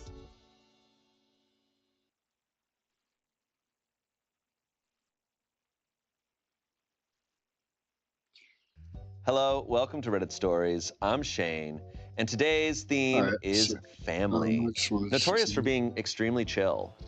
Yeah. Zero issue. Right. Family. Yeah. Joining me are two people who I consider family. Angela and Chance. Oh. Okay, what family member would I be to you? Ooh, that's tough. We're both your I'd have to cousins. think about, cousins. You're obsessed with cousins. No, I'm not. I just know that that's the energy. I think the energy that we have oftentimes is like cousin energy. Yeah. I think that's fair. Sorry that I yelled at you about the cousins. Hey, it's okay. It's family. Points. It's family. But you're right. It's like a chill subject, like across all cultures. I'd say. Chill, chill. I'd No say. expectations. Yeah, I'd say this is going to be a really lighthearted. We'll probably like, I probably won't have really much to say. Yeah. Time code on this probably gonna be like 15 minutes. Yeah, literally, We're good. yeah. Don't worry about it. I've never met an overbearing family member. Yeah. Most people I meet, I'm like, hey, what's your family like? And they're like, really good. Boring. Next question. We all talk. Yeah. We're all in communication. Also, like, family like Poison, trees I guess now, it's- they're so crazy. Thought it was They're so so green. disjointed and Have you like. seen these trees? Okay. Shall we get into these? Yeah. Our first story was posted less than 24 hours ago as of No! reading this. I love when you guys do that. Hey, I'm level 14 now, so. Sick, what is this? I can tell it's a Kiana pick. Kiana just she lasers in on the craziest stories. She does. Okay, so as of reading this came out less than 24 hours ago. Oh my God. This is from True Off My Chest. This is a confession someone made. I guess I gotta I purchase all of my sister's OnlyFans content. Am I wrong? What the accept it. hell? What? Okay, support local business. You did the exact turn I did. Okay, The turn, I was like, no. Oh. let's find out Yeah. where this goes. As the title says, I purchase all of my sister's OnlyFans content. A paltry $200 to $500 every 2-ish weeks. For obvious reasons, this is a throwaway. Now let me explain. I am extremely well off. I make in the upper end of the 6-figure bracket. My sister, however, has been struggling. She has a young child with another on the way. Her boyfriend tries to provide, but he just doesn't have the income to support them in a meaningful way. Now comes my sister's OnlyFans she started before the first child, and was very vocal about it. I ignored it for the most part because I didn't care. When she found out she was pregnant the first time, I worried about both their financial situation and, frankly, my sister's more than a few crayons short of a Crayola pack. She's got some colors missing. I initially offered to help financially, but she has decided that she doesn't want help and can do it on her own.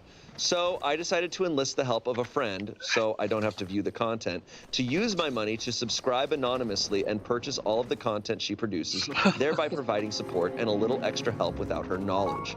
Obviously, I will never reveal I am her largest supporter. I have never seen any of the content aside from a few face pictures to confirm it was her account.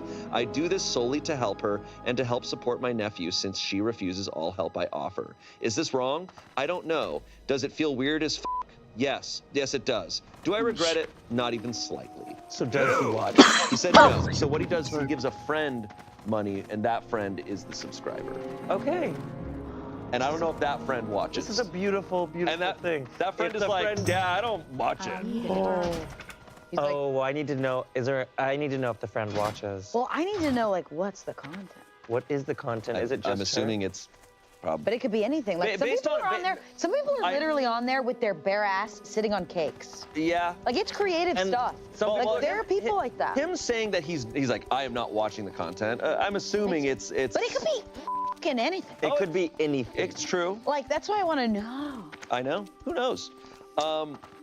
But My YouTube is I like think ultimately, 5 if seconds. all of this is true, I think this is a kind gesture. It's fine. It's sweet. And I get it. It makes her feel like, oh, well, I'm earning this money. And she is, but, Seems like I got 2 people you know, on instead here. of just giving her the money and she feels guilty Anyone in the about it. chat? Yeah. This is through a way that This is really, really sweet. It is. he doesn't need to call her a few crayons short of a Crayola pack.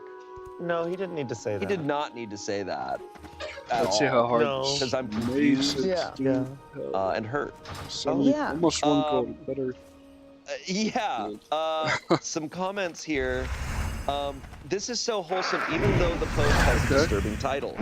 I am sure there are other ways to assist, like trusts and such. He's green. But for anonymous, instant, short term, why not? Take it to the grave, though.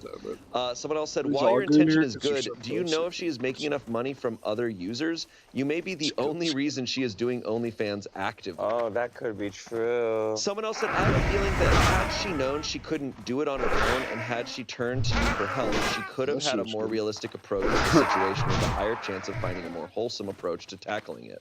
Loki responded, unfortunately, she's one of those extremely stubborn people and will vehemently deny she isn't doing it on her own, even What's when another everything camp? points I to it. didn't realize that. Lastly, someone said, it is not weird. You found a way to support her without hurting her pride, remember although I that. think she is very short-sighted if Could she be a doesn't kid. want your help.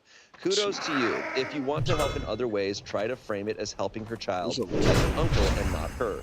Give her coupons to kid stores, tell her you'll pay for extracurricular activities, etc. Pay for preschool.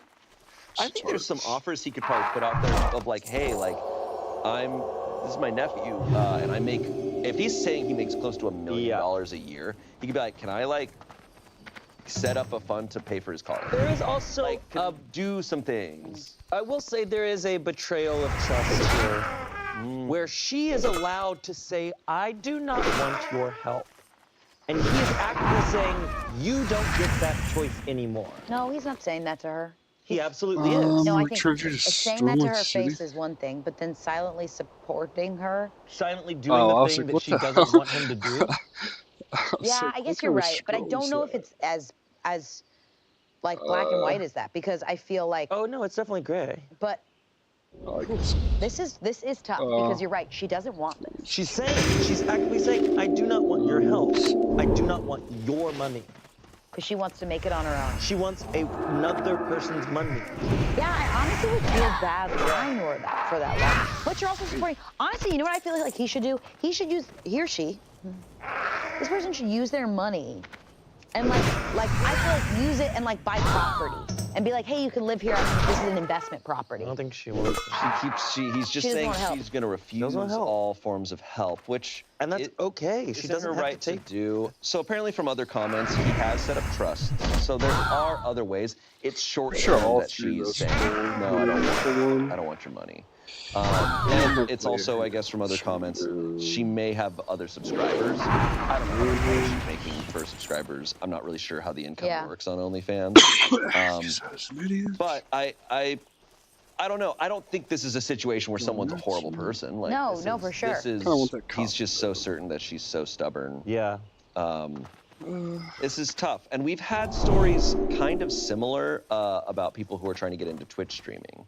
And just like being so determined. But, you know, the average, like the 99% of people on YouTube, Twitch, OnlyFans are people with like 0 subscribers who are just trying to break through, and it's really, really hard. Like, it's a lot harder than people realize. So she's not alone in what she's doing, and she's probably just hoping that it's gonna spark, it's gonna work. And oh, that's so hard. It's really tough. There's also like this, with my experience, when family offers money, I feel that they now have this power over me. I now owe them this. I have to do this because they helped me. And a lot of times, I don't want that. I don't want those strings attached to me. But sometimes like people don't feel those strings, and they still, That's true. But she's actively saying, I don't want strings. Like, I even think about, like, with me, like, I remember some of my earliest improv shows, there's no one in the audience. I didn't invite my family because I didn't want, my family was local. And I still felt like I was just like, I don't know, like, support from your family, especially as a young artist, is crucial. Yeah. Right? Like, you need it, but it's also really hard because you don't want it sometimes. You want to make it on your own. Yes. And you don't, like, I really You have to have an empty improv show. You have to have and then, and then you really, You learn from the empty improv show. But gosh. But then I remember like when I was little, and I like had a lemonade stand, and no one would come, and my mom like came and bought something. Well, and she was like, "You still made lemonade and had a business today." And I was like, "Yeah, but you bought it. It was for other people." Give me my allowance. I am so curious about this friend who was like, "Yeah, I'll do that." Does he watch it? Does he watch it? I'm glad he's going through the friend though, because. Well, yeah.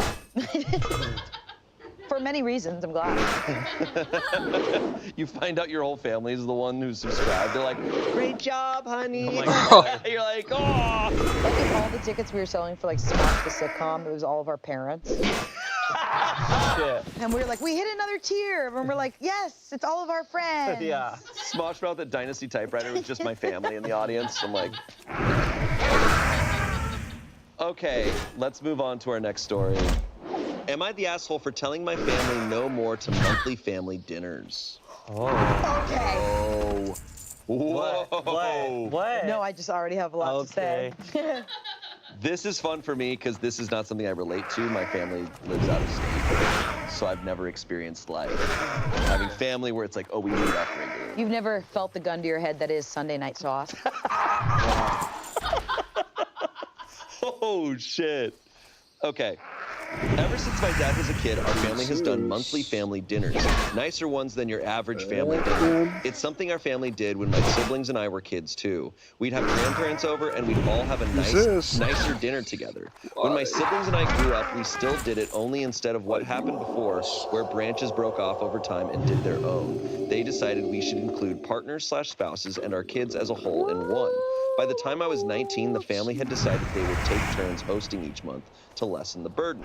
My wife was excited to be part of them at first. We started during our relationship. I did the cooking to start, and then she took over after a while because she wanted to. My family had seemingly gotten along with my wife before this point, but they were overly harsh of her cooking, with the exception of my 2 younger siblings. She tried to make them happy, but no dice. I told them they could be kinder. They said she should cook better or cook different things. Oh my God. My wife didn't make anything they don't normally eat, but nothing was right. She grew frustrated and I grew suspicious. So we hosted a couple of months ago, and I told my wife we were going to pretend I did the cooking, just to see.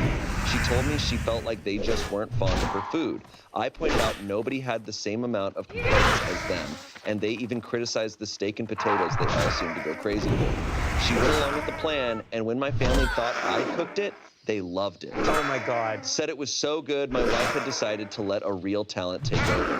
That it was so nice to have something a little different, furry, and all this very lovely stuff. My younger brother and sister weren't fooled, but they enjoyed watching the rest of the family cook the whole. When the rest of my family heard it was my wife's food and not mine, they tried so hard to backtrack on all the nice stuff. The rest of the dinner went into tense silence, and my wife's eyes were open.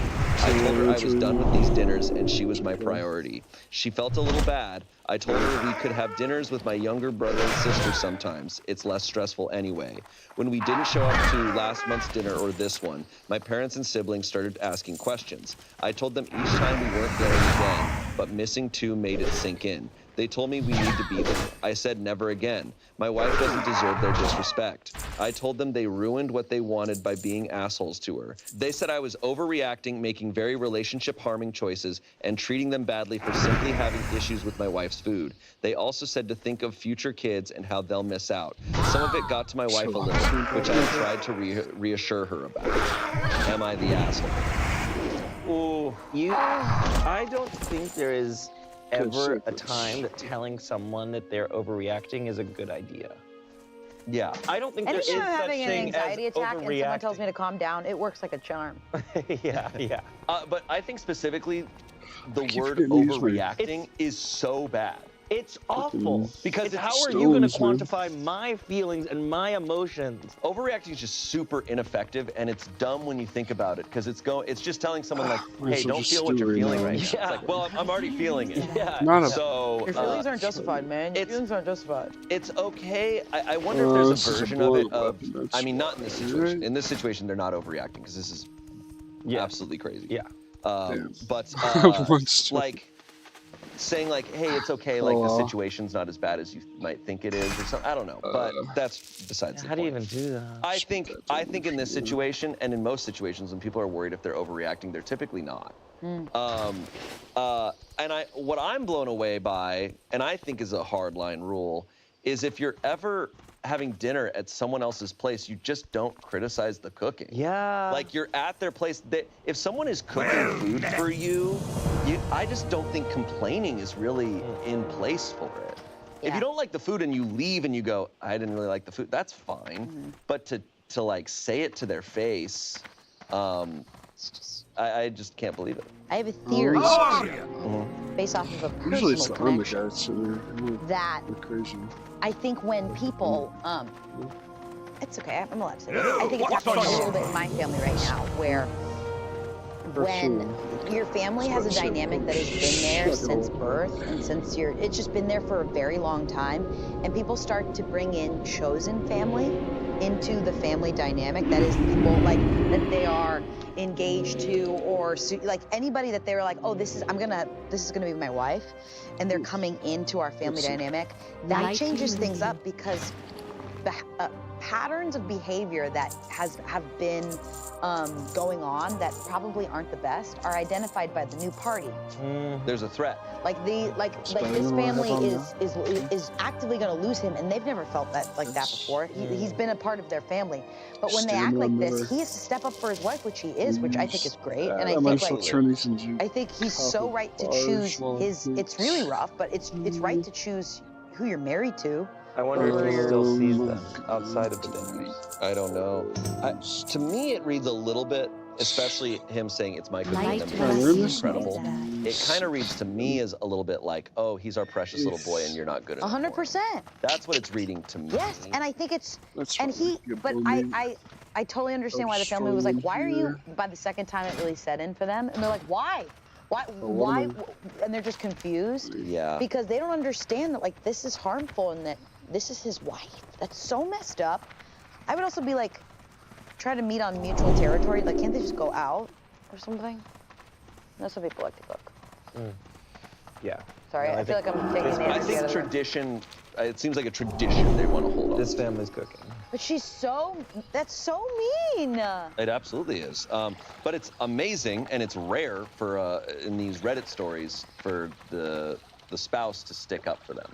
Oh, really? We're not used to that. I feel like in a lot of Reddit stories. There are plenty of times they do, but it feels like, I would say 70% of the time, when it's family related, the child will be like, oh, it's just like, my parents do this, like, don't worry about it. That's what I'm saying is it's great that he's stopping it because he's recognizing it now with his wife there, that there's more to lose. Like, maybe we get used to family dynamics, but then sometimes you bring in new people and you're like, oh, this was never cool. She didn't even think that it was true. She was kind of like defending the family. Yeah. Like, she was like, oh, yeah, it's okay. And he was the one who's putting his foot down going, no, it's not. So really, props to him. Comments, not the asshole. It's pretty clear the issue isn't her food, it's her. For whatever reason, they don't seem to like her. Good for you for standing up to them. OP responded, having that confirmed sucked badly, but I wasn't going to pretend it was okay to treat her this way either. They wouldn't come right out and say it either. They tried to hide behind the food. Someone else said, not the asshole, your kids won't be missing much other than the company of toxic relatives who treat their mother poorly, yet she is too kind to hold a grudge. Why do some of your family treat her like that? Do they treat all in-laws this poorly? OP said, no, just my wife. The others are treated fine. Someone said, start a new tradition with your younger brother and sister. Invite them only to your house. Forget the rest of them. He said that's the plan. Good for him, though. Is this at all something you guys relate to? Like, as far as having dated someone that your family wasn't fond of, or, like, vice versa? What can I do for you? I was, yeah, I'm gonna talk about it. Okay. I was, like, seeing someone, and we went home to visit his family, wherever. And I got there, and I was winter, and I was kind of pale, and I had a hat on, and I was blowing out my hair, so I didn't look like I looked white. Okay, or just like not like, and like I think I'm pretty white passing for sometimes, but I was white passing for sure. I was wearing like a polo or whatever. Not that says so much, but that's white passing for sure. It increases the whiteness. It definitely increases the whiteness. I'm wearing like Vans or some shit. Okay. And I get there, and immediately the family starts talking about like race stuff in a really, really, really potent way. I'm trying to think what I can do. In that I was like immediately. Like it was like right off the bat. Like they were like ready to talk about this with their son who's back. They're like, and it was during the like George Floyd stuff. So it was like the tensions were high. And these were people who were isolated from, they like live in a cabin on a lake away from, so it's only what they hear from their other family and cities and their Fox News. So they were heated and ready to talk about it. And immediately I was like, I have never felt more, I'm in a cabin. I felt like Get Out. I was in a cabin on a lake with all these white people talking about like how people deserve to die and all this shit, and like we need to like all this crazy shit. We tried to get him on a plane so bad. I had to text Moon Goon, my comedy group, and I was like, you guys, We were supposed to sleep in an apartment. They moved us to the basement where there were no doors that I could lock. I was like, share your location with me. I was sleeping on a couch. I was supposed to have a bed, and then it was all these things going on. I ended up sleeping in the bathroom because it was the only door that I could lock.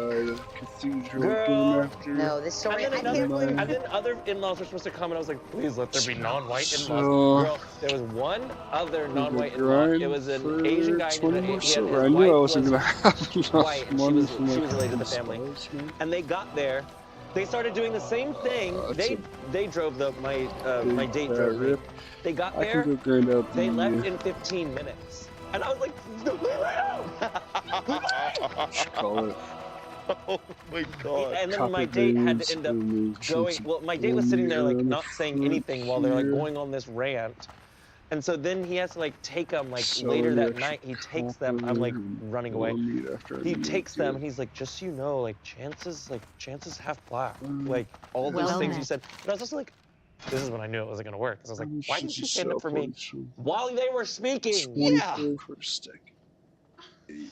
Did he not even clock it? Was it one of those situations where he was like, oh, I didn't think about that? Yeah, it was at first he didn't clock it, but then he was like, and we had a lot. I knew, I should have known that this would have been his family because of all the conversations we had over the years. And a lot of it was me educating him on like race and like what blackness is and what whiteness is and the invisibility that comes with it. And so he learned a lot, and so I should have been prepared for where he came from to be the place that he would have come from. And like you don't have to be at the table for him, for you to want him to stop that conversation. No. Like you know what I mean? Like you being there doesn't stop the fact that he should have ended that. Right then and there. You don't have to be visiting for him to shut that down. No. It should have been shut down. Yeah. But in some family dynamics. In some family dynamics, and this is very much like the dad speaks, and when the dad is speaking, you don't speak until spoken to. Yeah. So how do you feel alienated? Yeah. I'm like, so yes. I have my own Reddit story coming. That's why I looked at you like, you gonna do this? I was like, I didn't share that too many. No, you did a great job. There's a lot of details. Oh, I'm sure. But that's all in anonymous form. Look out for it. Oh my God. We'll be like, but yeah, I think like, just to bring it back, like, it's crazy how family has a pull over some people. And it's great to see that this guy was just like, no, the bullshit stops here. Yeah. Yeah. For my wife. Yeah. Yeah. Wow. Okay. Our next story comes from Am I the Asshole? Am I the asshole for refusing to demote my dog after my sister gave her baby the same name? We have read many stories like this. Demote. I feel like, yeah. Demote. What is demote? Like demote my dog. I'm assuming, as previous stories on Reddit have been like, when a family member has a kid and they have the same name as a pet that's already in the family, they're like, you need to change the name of your pet so that they're not the same name. No. There was the pet was there first. So there's a famous story where a guy had a cat named Nigel, and then someone had well, that's your first mistake. Don't you name your baby Nigel? They didn't. No, it was a fiance that came into the family, and they started calling the fiance Human Nigel, because the cat was named Nigel. So there's Nigel and Human Nigel. That's awesome. That's awesome. Yeah, there's been several stories. There was one where I think someone had a pug named like Doug or something, and then someone had a fiance named Doug, so they started calling him Doug too. That's awesome. It's incredible. That's fun though. That's awesome. Oh, dude, I'd be all in on that. Yeah, if my brother's daughter comes out named Spork, I'm like, hell yeah, welcome to the family. If I met someone and they're like, my cat's name is Shane, I'd be like, no way! Inexperienced. I'd be stoked. All right. I, 26-year-old woman, have a dog named Charlie. Charlie is a golden retriever I adopted 4 years ago, and he's my best buddy. My sister, Emily, who's 29, recently had her first child, a baby boy. She and her husband named him Charlie. At first, I thought it was funny and didn't really think much of it. But then Emily pulled me aside during a family gathering and said it was confusing and disrespectful for me to keep calling my dog Charlie now that her son has the same name. She asked me to rename my dog. I told her no. Charlie has been his name for 4 years. He knows it, responds to it, and it's on all his paperwork. Changing it would be weird for him and for me. She got really upset and said it's not fair for her son to share a name with a dog, especially in family settings. She thinks it'll lead to jokes and confusion as her son grows up. My parents have weighed in, and while my dad says it's ridiculous to expect me to change my dog's name, my mom says I should just consider it to keep the peace. Now Emily's barely speaking to me, and a few family members think I'm being stubborn. I have no idea how I'm in the wrong here. The world's gone crazy. I love my dog, and I didn't name him to spite anyone. I also think it's not my fault they chose a name already in use in the family. Am I the asshole? I'd say you have the right of way because you were first. Yeah. If it was the other way, I feel like it's who's first. They willingly named their son Charlie, knowing that the dog is named Charlie. Yeah. For years. That's just the case. And like, especially with a kid, it's like you're making that choice. You know, even with fiance situations, almost like, I'm sorry, that's the pet's name. Like, that's their name. I feel like it's easier to change your name as a human. Pets' names, it's hard to change them, to get them to listen to something else. My dog can't hear as it is. If I changed it up on him, it would be so hard to get him to like respond. He's so confused. You know, honestly, you know what I would do? The most I would do, if my sister stopped talking to me over this, I'd be like, fine, my dog's Charles. But we're not losing Charles. Charles. You know? Yeah.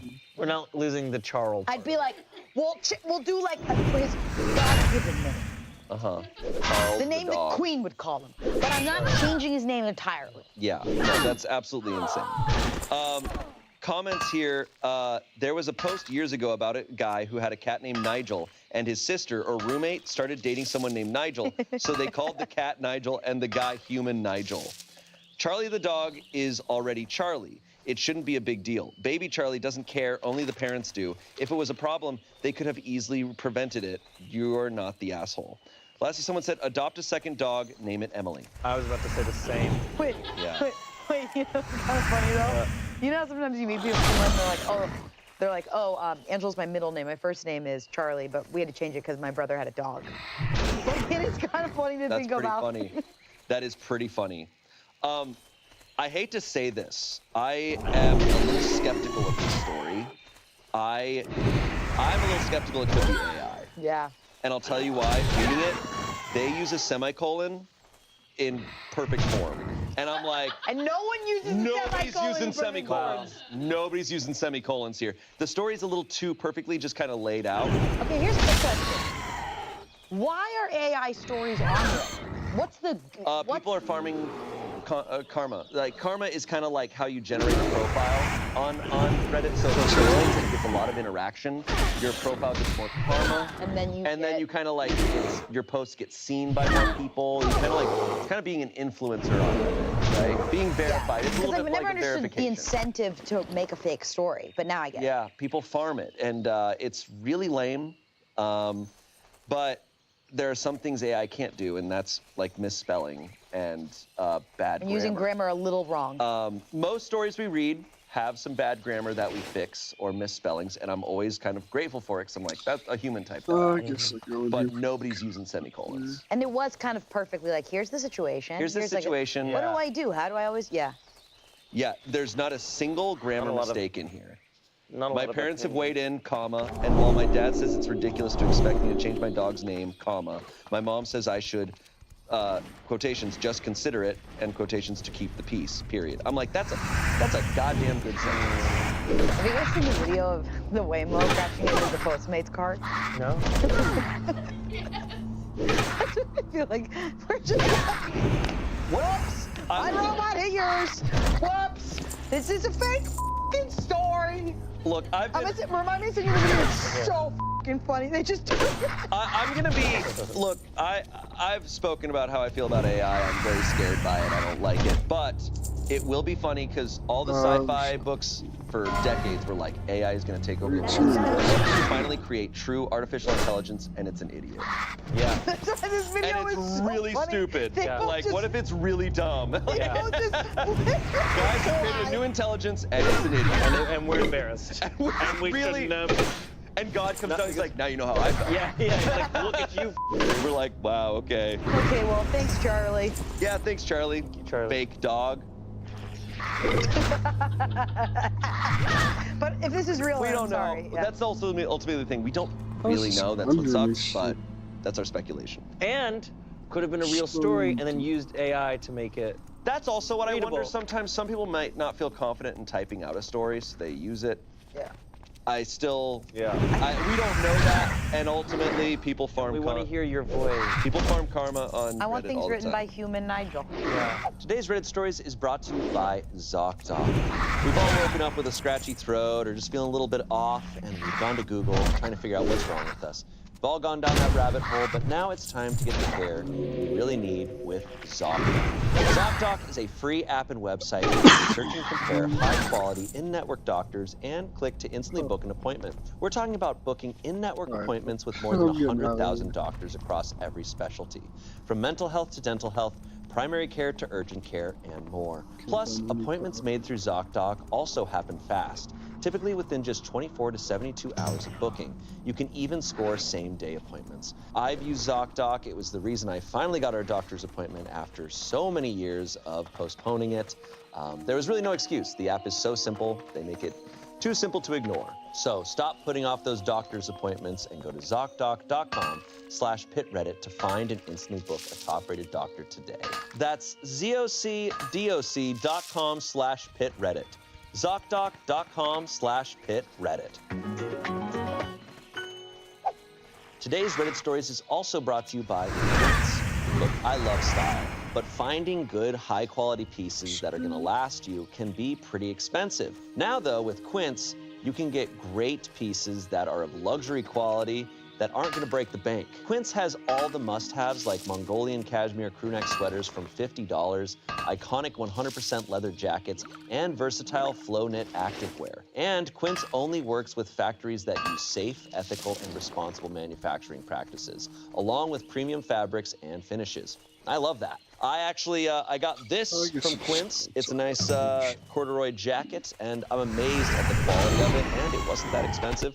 I also did get a cashmere sweater from them that I love. It's gonna be in my closet for years to come. Indulge in affordable luxury. Go to quince.com/pitreddit for free shipping on your order and 365-day returns. That's QUINCE.com/pitreddit to get free shipping and 365-day returns.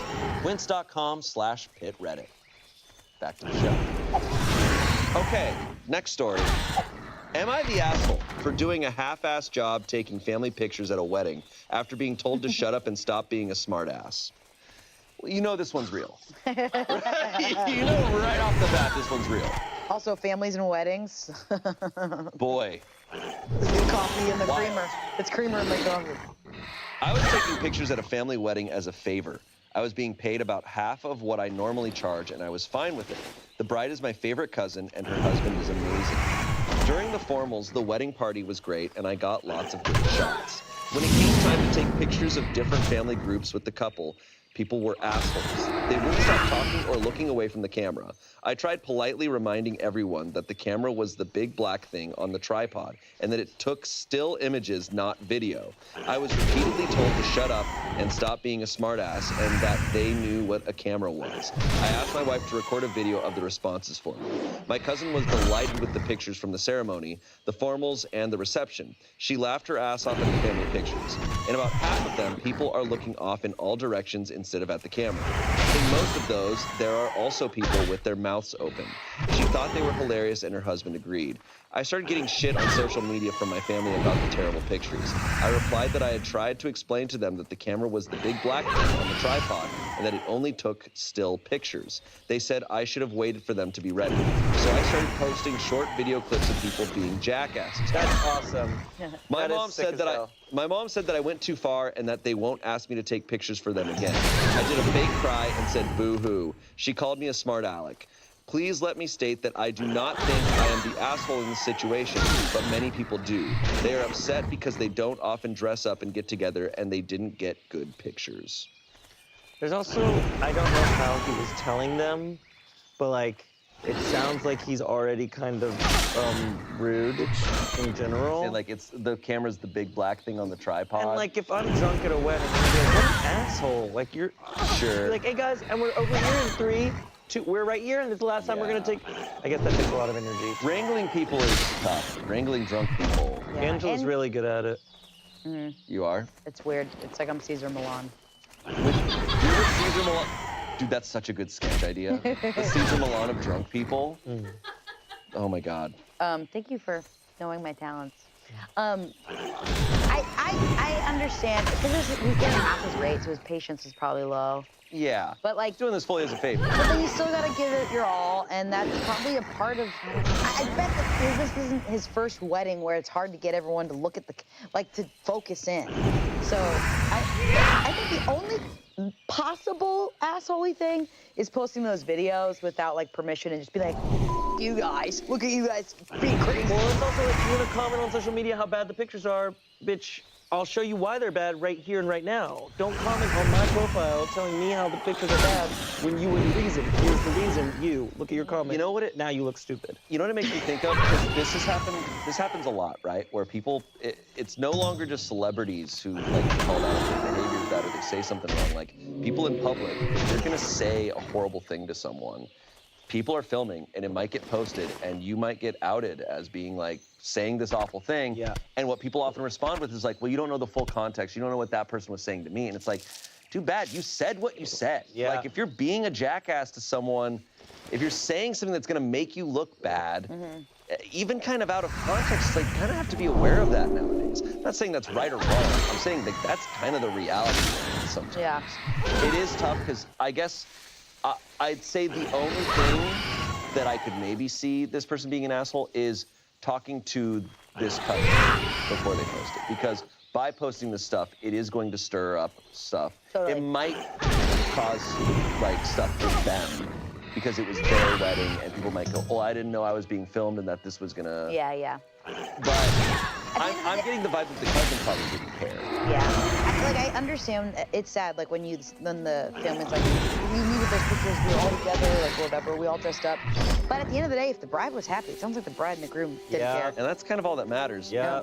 Comment, not the asshole. The photos are an accurate reflection of their behavior on the day. The only people whose opinions matter about the photos are the bride and groom that hired you. If they like it, then no issue. They've embarrassed themselves and don't like that their online tantrum turned around on them. It's easier to be right until evidence comes forward. Someone said, I used to do wedding photography, and this happened from time to time. I sometimes assumed that the disrespect was due to me being a woman, and sometimes that they were just oblivious or drunk. I would try to make comments the same way you did to various results. The bottom line is that if they want good photos, they have a responsibility to cooperate. It's stunning how many people don't get that. They are jerks for not cooperating and then blaming you. You did what you could with what my they cooking did. right now. Lastly, someone said, Yeah. everyone sucks I'll here, be on but not for a for while. I taking don't work half-ass till photos. You get what you pay for, the night and this is time, why you till don't 11 ask a o'clock. family It's member only to take photos of 2:30 your big about for me, event so- because it causes more drama if I everyone can isn't see your time. satisfied. That's But- so true. But ultimately, I'll they're be the on ones for who a didn't take you seriously, so the shitty pictures are on them. But Trying you to get did feel this the need to tune air out your of me. family's dirty laundry over social media instead of taking the high road and just ignoring it. So yeah, that's an asshole move. I'm just That means killing all you these suck, boys Okay, from the that's meanest the guy. biggest point here. Is like Fucking hiring skinning them family on for the this. road. It also brings in context of people were not taking this photography seriously. Yeah. So they're just like, oh, Uncle Nick is telling us to take photos. Like, screw it. Like, I do think, like, when you have someone you don't know, it's like, that's the photographer. Generally, I would hope more people are going to at least take that a little more seriously. Yeah. But if it's a family member, it's easy to kind of shrug it off. Yeah, it's tough when you like hire. I had a friend like hire a lot of friends to do her wedding, and it's just a different environment because she also wanted her friends to enjoy the wedding as well. But then it's like you're on the clock and you're also not. And you're also enjoying yourself and drinking and dancing. It's like it's kind of it's a trying to blurred get a line a little 60 bit. silver so There's I a lot can of get situations, and I mean, I think I my relate class to this. bells. I knew I was gonna have right when you're enough doing after a about the project. race. Of this thing That's of like, pretty okay, nice, if I'm so- gonna work with friends, it's like I want to like pay you. Like this has to be a professional thing because if it's friends, it's a different dynamic sometimes. And that can be stressful. Yeah. It can bring about a lot of stuff. So yeah, I think with weddings is certainly one you want to like that. Yeah, because they could just be mad at somebody else, and you're like, yeah, take it to Yelp. I hired them, whatever. If they're not, you don't have to personally. And be once the upset. wedding's done, they're out of the picture. That's true. Our next story. Are we ready? Yeah. This was from 14 days ago.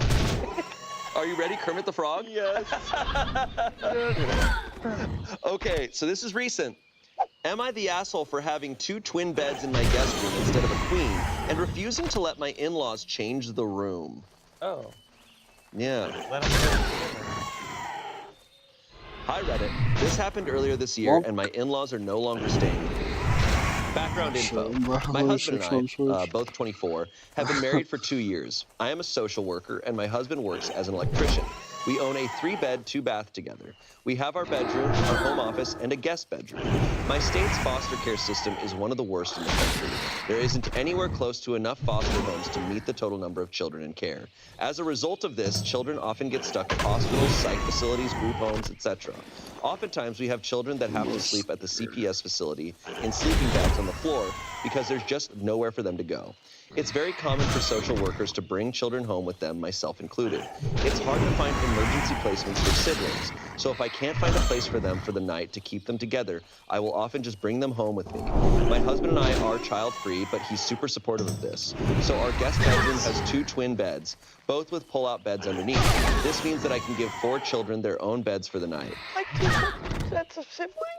Earlier this year, my husband's brother and his wife were temporarily homeless. They lost their jobs and couldn't renew their lease. They had to scramble to find new jobs and a place to live. We let them stay with us for 2 months. I didn't really want to, but it was the right thing to do. They were very pissed about the 2 twin beds thing. Because of the way the beds frames are, you cannot push the beds together. And the room is a little small and oddly shaped, so you can't fit a queen air mattress in the room without taking the twin beds out. We don't have a garage, so there would be nowhere to put the beds. They wanted me to get rid of the beds or put them in a storage unit so they could put a queen air mattress in the room. I refused because I didn't want to go through all that trouble when they shouldn't be staying for long anyways, and I worked hard to get the room to look a way that I feel is welcoming to kids, and I don't want to change it.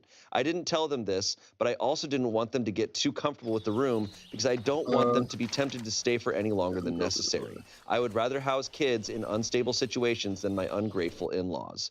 My husband took my side and told them to get a hotel if they don't like it, but otherwise shut up. He said that if they keep complaining, they'll have to leave. He's a good husband. My in-laws have been telling everyone who will listen that we're assholes who made them sleep in kids' beds. My husband has been telling his whole family to f*** off, basically, and don't talk to us unless you have something nice to say.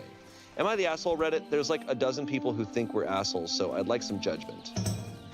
No. How would they... In what world? I know. I don't understand that. I mean, even outside of the situation, you go stay somewhere, and if they have 2 twin beds, it's just like, all right, that's your situation. I'm not demanding you change the layout of your home. It's not about their home, it's about their situation, and this is what you have. Like, I mean, it's shitty to say, but like, if I was in a horrible situation like them, I'd just be grateful to have a room. I don't think they understand the reality of their situation, it feels like, because you can't really get a free place and get what you want inside of it. Looking for something specific? Yeah. I mean, you have to have an I Love Lucy situation for a while. Like, that's fine.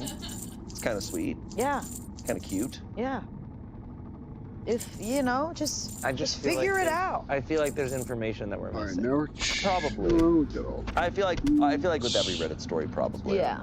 I mean, how anyone could call these people assholes when what they're using this room for on a daily basis is like I was gonna say, so common. They have such a like gold medal with this excuse. They're like, well, we're helping kids. Yeah. And you're like, okay, well, what can I do? Can't argue after that. Go to a hotel. Yeah, well, I'm a giant baby. Yeah, it's like. So help I mean, my wife also a giant baby. Yeah, we're both giant babies. Comments here. The verdict, not the asshole, obviously. Comments, they have a lot of demands for people who get free housing. Don't let them come back. Those kids sound like they need a place to stay a lot more than those spoiled in-laws. If anyone takes their side, tell them to house those 2. By the way, I'm happy that people like you and your husband exist. Someone else said, not the asshole, talk that it is possible to have sex in a twin bed. Draw through diagrams if necessary. Since they are your in-laws, use only stick figures in the diagrams. OP responded, funny enough, I did hint at that. I told them I'm not trying to block them, but it's my room and they're not changing it. It's up to them how they want to use the room, but yeah. Lastly, someone said, I've been homeless and I've been put up in box rooms with tiny beds. Know what I did? One Thank them second. profusely because they didn't have to help me at all. They are choosing beggars. It's not their room. They don't get to critique the facilities, and your hubby is right. If they don't like it, they can go to a hotel, not the asshole. They are not. No. There's no way. I just can't even find one reason why it could be rude because you're just being kind. It reminds me of earlier. It's like you don't critique the I, food of someone who's cooking for got a you. DS the other And day you and I've been don't playing like critique the layout of a Pokemon place that Supermoon or if someone's Ultramoon. offering I you a forget what place it's to called stay. exactly. Yeah. Those are just Great situations like game. I am kind of a believer of like you're in their house, like that's for Finally free. got to the house. second You island. learn how to have sex on a twin bed. Yeah, you learn how to cuddle on a twin bed. But also, I don't think they're probably having sex because they seem so high maintenance that they both need to get it in at some point. So maybe they should go to a hotel.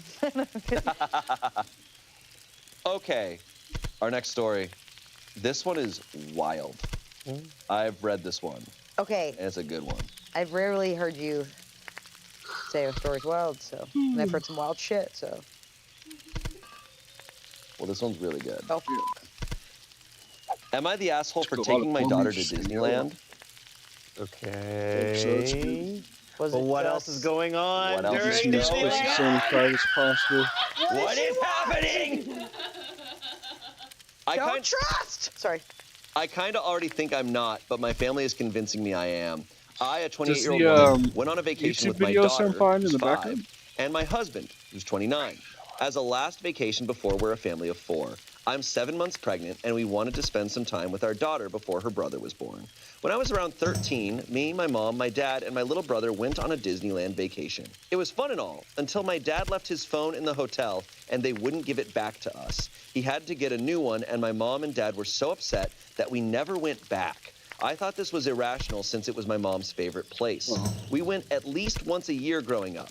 After that whole ordeal, my mom hated it. So when me and my husband wanted to go on a before baby arrives vacation, we decided to go to Disneyland for around 3 days. My daughter loves the princesses and the idea of magic, so when we told her, she was overjoyed. I told my mom when we were at lunch together that we were going on a trip, and when I told her it was Disneyland, she was enraged. I was extremely confused because I honestly thought she forgot about it. She called me a backstabber and just really rude words. She stormed out of the restaurant and I paid and left a few minutes later. A few hours later, my dad called me and screamed at me that this family doesn't go to Disney. If you weren't such a spoiled little B word, you would understand that. I was shocked. It was my money, and it was my money I was spending, and I thought everyone was over it. My mom texted me a long paragraph about how she would go no contact and wouldn't be my mother anymore if I still went. The trip was already paid for, so I responded, okay, I guess you only have a son now, and blocked her. I've gotten at least 60 calls from my family and a few texts telling me I'm wrong. We still went and got back yesterday. We all had a blast, and my daughter rode her first big girl roller coaster. She loved every minute of it, so in my opinion, it was all worth it. So, am I the asshole? Wait, what happened with their family at Disney? This is as confusing as it sounds. Their phone got stuck in a hotel? And they wouldn't give it back? They wouldn't give the phone back. So because forever ago, they lost a phone at Disneyland, the family hates it so much that she's like, oh, we're going to Disneyland. And she goes, the parents are like, how dare you? Like the House of Mouse is their enemy. We are no contact because you're going to Disneyland. I still need to know the inciting incident. Like, what happened? The phone. Okay, let me reread it. The phone. Let me reread it. The phone. It was fun and all until my dad left his phone in the hotel and they wouldn't give it back to us. He had to get a new one, and my mom and dad were so upset that we never went back. I thought this was irrational since it was my mom's favorite place. There's something missing here. There's something missing here. Because he loses his phone at the hotel. And they won't give it back. Why won't they give it back? And it's assuming that they have it. What's on the phone? What's on the phone? I already felt it. There's something going on at Disneyland, and I don't know what it is. Somebody's up to no good. What the f is on the phone? What's on the phone, Shane? Let's read some comments to that. No, you have to. What's on the phone? Can you read them as quickly as you can? I'm not going to read what's on the phone. I don't really care. You gotta get to the phone. Comments, not the asshole. You're well within your rights to take your daughter on holiday to a location you choose with your money. 100%, I feel like on the phone. something else happened at Disney that you're not Can't wait aware till I of get a to make your mount. parents hate it so much. It It's seems the, totally Paladin irrational for her to Class act the way she is, especially that jumping what to I no have to do contact for over this. Classic, What if she right? the mouse? Someone else said, not the And there's a asshole. video of it on the phone. Paladins, I guess. Not the asshole. Your mom and dad need to get over their bad experience, and it genuinely does sound bad, of 15 years ago. Sure, they can choose to boycott Disney for life if that makes them feel better, but they've got no right to impose their feelings on you like this, especially to the extent that they're being abusive to you about it. For what it's worth, I think you did the right thing by ignoring their childish behavior and going. I suspect they'll get over it in time, but there's no way you should ever apologize because you've done nothing wrong.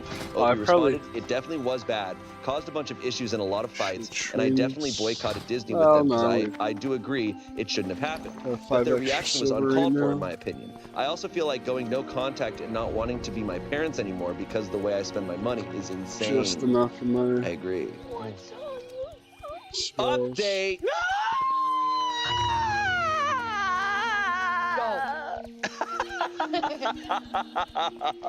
Okay. What could he have seen on the phone? don't know. Holy shit, LOL, I truly didn't expect this to go viral. I'm getting ready for work and just wow. So last night, I unblocked my mom, messaged her, and basically said, I want to talk. I know that our last fight was really messy, but I want to meet up for lunch and talk. And she responded. She said yes, and we're meeting up today. My dad is also coming because I want an apology from him for what he called me. I truly can't even process the phone call that happened. I want to get answers as fast as possible because I've seen so many comments saying this wasn't over a phone. I have a really bad memory, and this was 15 years ago, but I remember most of it because that whole situation was very messy. I will definitely be updating you guys after the lunch. I've also seen people saying my parents might not like Disney because they are more liberal. I don't think that's the reason, though. 15 years ago, though, was very different as well. I'll ask that when we meet up, but I don't see it as a real reason. I've also seen people saying it's very unreasonable to go no contact, very limited contact because of this, which I agree with. I think she was just saying that to scare me, which is still very gross, but we still went and she messaged me back, so I guess we will just see. My husband also might come with me because I don't know how my parents will react when I ask them my questions. They know we still went, so I'm not too scared, but I can't be sure. I'll update with how the lunch goes soon. Okay, and now? And about the no contact thing, about the threat of no contact thing, you don't unsheath the sword if you're not ready to use it. What happened at the restaurant?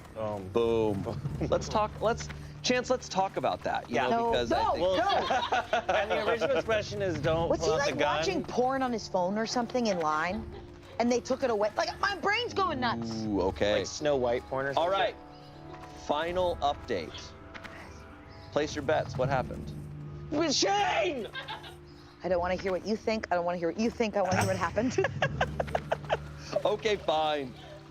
Well, here it is, fellas, your final update. Around 1 p.m. yesterday, we went to lunch. My husband didn't come because he had an important meeting at his work. Great for him. I wasn't that scared anyway because we were going to a pretty popular restaurant, and it wasn't like I would be alone with them. I ordered the rainbow roll. It was delicious. It wasn't too warm. I ordered the rainbow roll. It was delicious.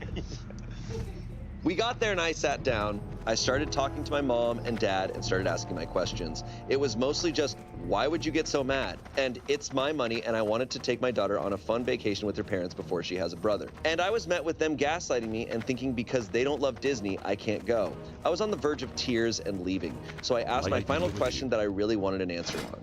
This can't be over a fucking phone. There has to be something going on to make you blow up like this. Careful. They then told me what really happened. Okay.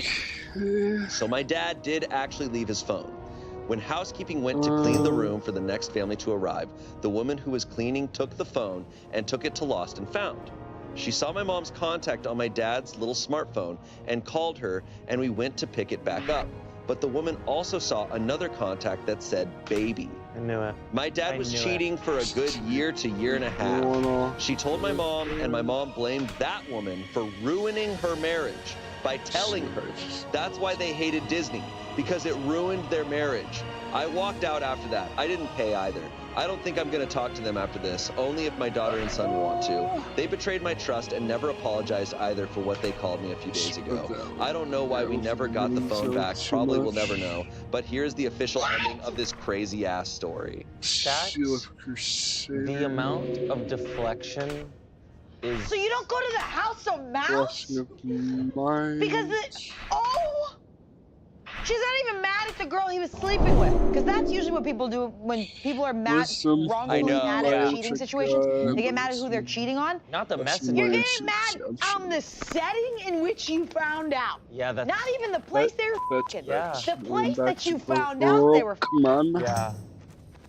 You know, it's like, oh, the people worst that are thing that could have possibly so happened to me happened. You know what we should do about it? Never go to the happiest place on earth, ever again. That'll solve it.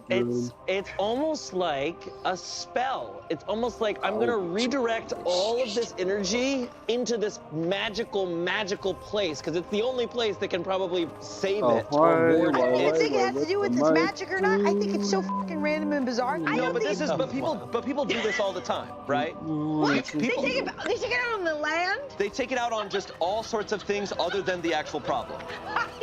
The land. They take it out on the land. Bizarre. It is so weird. No, she blamed specifically, she blamed the housekeeper. The We're going through the phone. For being like, oh, you told me, like, don't tell me that because you told me you ruined my marriage. And so I think the mom can't go back to Disneyland and can't think about Disneyland because it makes her have to confront this thing that she clearly hasn't confronted. Yeah, they clearly didn't deal with this after. No, because They clearly just shoved it away. logic is so fucking twisted. They did leave it at Disneyland. I don't trust these people. They pulled up Vegas. They go, what happened at Disneyland stays at Disneyland, so Disneyland. we never go back. There is so much energy there that's been built up for 15 years. Yeah. That is now being blown up immediately at the daughter. It's crazy because it's not even like Disney proper. It's the hotel. It's literally like. Can they not watch Disney movies? Like, what is that? Frozen? Get that off the TV! That Elsa reminds me of when you're talking another woman. I want so bad that at their Disney trip, like the girlfriend that he was sleeping with was there, and they interacted multiple times in line. They just don't know it. I want the universe to work like that. This is so fucking wild. It always blows my mind when the cheater is not the one who like gets 100%. blamed. And It this is like always blows my mind, but it happens so often because I think then you have to deal with it. they're like You have to really our acknowledge, daughter- oh, my reality's gone. Yeah. Oh, like I'm not grounded at all. Like there's nothing about this A plus B equals fucking C. Go after the daughter makes zero sense. They're like, she went on her first big roller coaster, and they're like, well, I went on my own fucking roller coaster. That was fucking betrayal. You know what's wild about this too is the parents, both of them, are telling her this. Yeah. They're telling her this as if she's in the wrong. Yeah. I'm sorry it's insensitive. I'm laughing. I just cannot. I cannot No, believe this took that turn. It- I thought we were mad at Disneyland for something they did. Can I tell you? I knew it. It was. I felt it. I was like, When I he's first read this- cheating And then at back to Disney. West I thought it was gonna be. Wall, I thought it was gonna be at least All the at questions. Disneyland. Yeah. It's not even there. So that there's a cursed memory to it. Yeah. I mean, there is a bad memory to it, You but just found out that he was cheating at he wasn't cheating at Disneyland, but you found out there. That doesn't make any sense. Once my dad was really, really hungry and he was in a grumpy mood, and we went to, for some reason, we were going to this like, where sandwich am I place, Togo's, and they f***ed up our order, and my dad got so angry, he said we can never go back there again. And I feel like I haven't been since, because I'm loyal to my father, because they f***ed up his tuna. But like, but this is like, Next level. I just will never forget the image of my dad going, we're never going to Togo's again. it's so funny. That makes sense, though. Yeah, That somehow makes more sense. This is just. Man, that gets the award for the best. I'm story. glad she still went. Oh yeah. Could you imagine Once I being hit isolated? 15, from your I'll parents? She might not talk to her parents again. But could you imagine being isolated by the people who raised you because they're lying to each other? Usually try to hit 2 And levels a it day has with nothing to this. do with you, but their lack of communication. Oh my God. What a bombshell of like, oh, you guys are stupid and like really mean to each other and to me. Hello. Oh, of course. Moving on. Fucking linen cloth. That was one of the most That I wild sold. ones I've read. Yeah. Yeah. Oh, It's, my it's you later. unfortunately really funny. I buy and trade. Like very dark, but very funny. Like the reveal of like, oh, you guys are both this stupid? Yeah. It's like you got dumped at a restaurant and you're like, that restaurant broke my heart. And you're like, Yeah. No, honey, it wasn't. that We're didn't. never didn't going to even Olive get- Garden again. It wasn't Yeah. the cheating didn't even happen at the place. I know. No, there's so many layers of it not making sense. Also, obsessed with the woman in the hotel that goes through his phone and sees baby. Obsessed. Who was doing her a solid, by the way. Yeah. No, the housekeeper is a legend. She was like, hey, by the way, I clocked this. I'm curious how she came across the other contact. I know she was. I'm like, what was the mom under, like, wife? Like, how would Oh my god. But how would the person know that that's probably a scandalous text under a different name? Yeah, it had to have been pretty obvious. Yeah. Second time. If I was in people's hotel room, I would read their phones. You know what? Can I say something too? It actually makes sense that the evidence would be so obvious because it was probably obvious during it, and the mom is just like not like acknowledging it. Because if after getting caught, she's not mad at him, and mad at everything else. I bet he knows like he can get away with it. He's probably continued to have affairs since. I hope that it would make more logical sense if their blowout after this happened at Disneyland. That blowout that happened either in the parking lot or just like associated with that place was so bad and so hurtful to both parties that they were like, we won't go back here anymore. Still though, that it doesn't. Why does that affect the daughter? No, 100%, 100%. It's great. I'm now imagining just if it wasn't a housekeeper, it was someone else, which is like, gosh, your husband's cheating on you. Over here. They go, tug on the seatbelt while you're ready. You're I don't know. This is All right, we're gonna pull on the seatbelts, and who's that contact on your phone? Ooh, yikes! All right. Oops. Okay. And you're off. Okay. Moving on to our final story here. Wow. Okay. This comes from Best Friender Updates. Just so you know. The title: Need a fake kid to piss off my wife. That's awesome. Oh yeah. I'm in. I'm in, man. I'm so in. It's a Robin Williams movie, and I'm watching it. My wife and I are watching Elf together, and we saw the part where Buddy's real dad tells his wife about Buddy, and his wife gets excited about this surprise adult kid that pops into their life from a time before they knew each other. I point out to my wife that it's a little unbelievable that she would immediately be on board. I then comment that she, my wife, would actually be mad at me in this situation, even if I genuinely did not know this kid existed, and it was conceived before I had met her. She denies it, but I know my wife. We're in our early 40s and have been married for 10 years, together for 12. So I need a 20-ish kid to knock on the door and tell me they're my kid and that they just wanted to meet me. Gotta be convincing and really talk about how your mom and I were once really happy before she died of something tragic. I'm f***ing in. I'm 20-ish. I'll do it.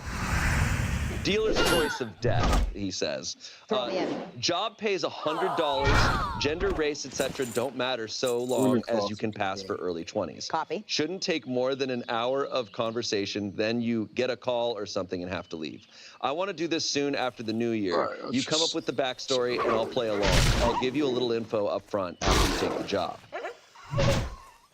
Has the job already been filled? This is awesome. The story already happened. There's some comments here. This sounds like a bad idea, but please post a follow-up once you go through with it. OP says, worst case scenario, okay, yeah, this could go badly, but sometimes being right in a marriage is worth it. Someone said, I don't think this is one of those times. I don't think that's a quote. No, I don't think anyone's ever said that before. I don't think anyone's ever said that. That's some guy's stand-up tagline for his tour. Sometimes being right is worth it. Yeah. Whatever. Divorced, the comedy special. Someone said, LMAO, this is a terrible idea, but I'll do it. Mid-20s. Producer note, lots of similar comments to that. This subreddit is R. Harrisonburg, so it is posted in a local subreddit. There's a subreddit for just about every city in town, right? So you can post there being like, hey, say people post on subreddits being like, oh, hey, I have a spare guitar I'm trying to sell. Anyone here want to buy it? You can do anything. Or like, I'm trying to organize a thing this weekend here. Like, so this is what this guy's trying to do. He's trying to find someone in his town to be his child. Okay. Update. But first, how do you think it's going to be good or bad? I don't know. I think kind of both. I think it's going to be funny. Like, I think no matter what, it's going to be funny. Yeah. Yeah. Like, I don't think it's gonna be too One bad. guy to drop in, nobody else. So, the very dramatic naysayers, one of which compared my prank to spousal abuse, several diagnosed me with a number of mental illnesses, and at least as many said I was childish and cruel. To you, I say, you're probably right. However, na boo boo, stick your head in doo doo. This guy's awesome. This guy's sick. We've been married for a decade. We know each other well enough to know what's over the line and what's funny. That said, it was harder than I thought to secure a fake child. Sure, I had a large number of interested parties and even a couple of fabulous candidates, one of which actually looked enough like me that I started wondering if one of you got to my wife and were pulling the ultimate Uno reverse card on my prank. Oh, that's in the movie too. Unfortunately, interested and committed are two very different things. Multiple potential sons and daughters made it to the planning stage and found one reason or another to bail out. Let me be clear, I do not blame these folks at all. I don't think I'd have the courage to send the first DM, let alone actually go through with the prank orchestrated by a complete stranger. But I did find a suitable actor with the courage to come through, and I still think it was money well spent. So here's a synopsis of how it played out. No, there's not a video. Saturday afternoon, my doorbell rang. My dog lost his mind, as he is one to do, and my wife answered the door since I had pretended to take a call moments earlier. My son, looking about 20 to 25, taller and better looking than I, asked if I was home. My wife motioned to me. I had conveniently just ended my fake phone call, and I came to the door. My son, who even shared my first name, his idea, not mine, said he had something kind of strange to talk to me about. I asked if he wanted to come in, which literally almost blew the whole thing because I would sooner saw off my own foot than invite people in my house. But my wife didn't think much of it. We came to the living room. I offered him a drink. He declined. My son is an excellent actor, by the way. He would later say it was the anxiety of the situation and not wanting to mess up that made his nervous demeanor so convincing. This is from memory, but it's pretty much everything. I'll let my son chime in with details should he feel like outing himself. Do you remember old ex-girlfriend I mentioned at least once in my 10-year marriage in front of my wife? No, yeah, that's my mother. It was my wife who reacted first with, "Oh, no way." So I looked at her, feigning ignorance, and then back at my son and said, "Is she okay?" "Yeah, she's fine. That's not why I'm here." My wife was nearly busting out of her chair, totally engrossed and completely consumed with two strong theories. One, her husband had a long-lost son, and more importantly, two, her husband hasn't figured out yet that he has a long-lost son. So I say, "Out with it, kid. What's going on?" He goes, "I'm 22 years old." My wife's eyes essentially bugged out of her head, having now confirmed her theories in her mind. She looks at me, seemingly annoyed that I hadn't put these obvious puzzle pieces together, and interrupts my fake kid. Nearly laughed, but I held it together. "I think he's telling you that he thinks you're his father." My acting is not so great, but I gave it a shot with, "Wait, what?" My look of shock would do some work, but it played out for the audience. My son looked at me. She's right, and I'm not here to ask for anything. In fact, I don't have a lot of time to stay, but I just wanted to meet you and maybe exchange numbers. So I said, "This is a lot to take in. I knew your mother a long time ago, and she never said, I didn't know him." I'm paraphrasing, but this kid deserves an Oscar.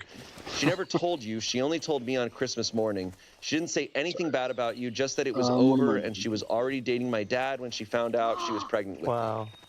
So I say, "Wait, does your dad know?"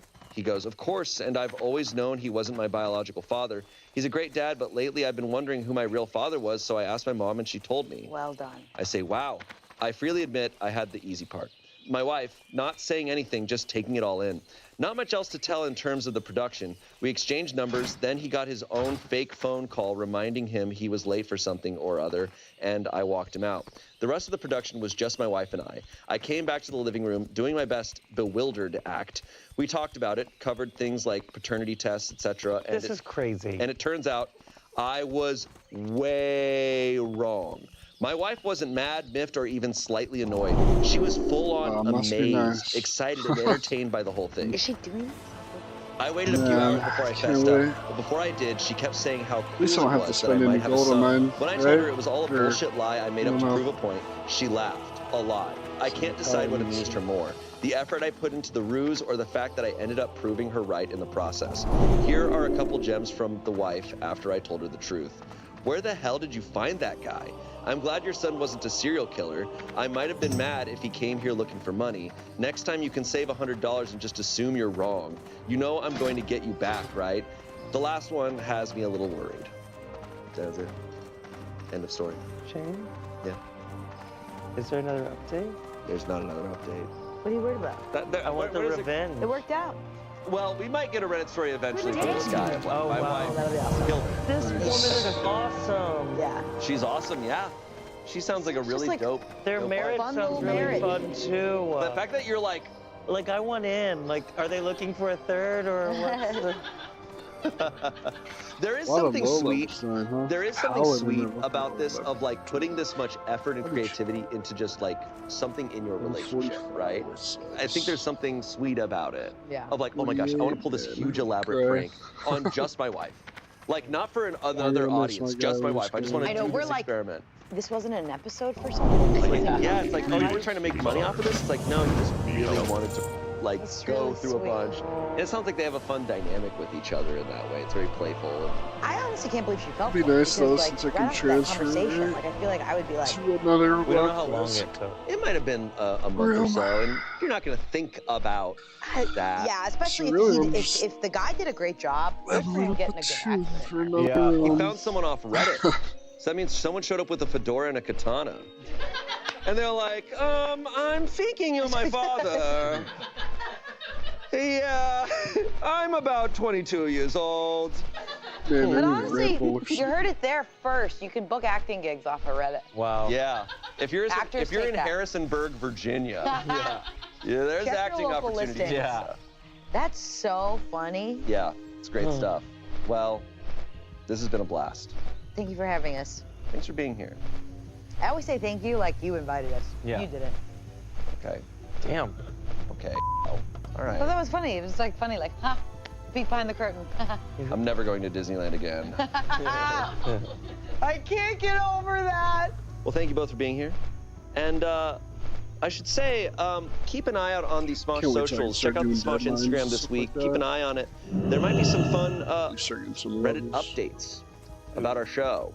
I just keep an eye on it. I don't know. Something special might be coming. But we'll see you next Saturday. Goodbye.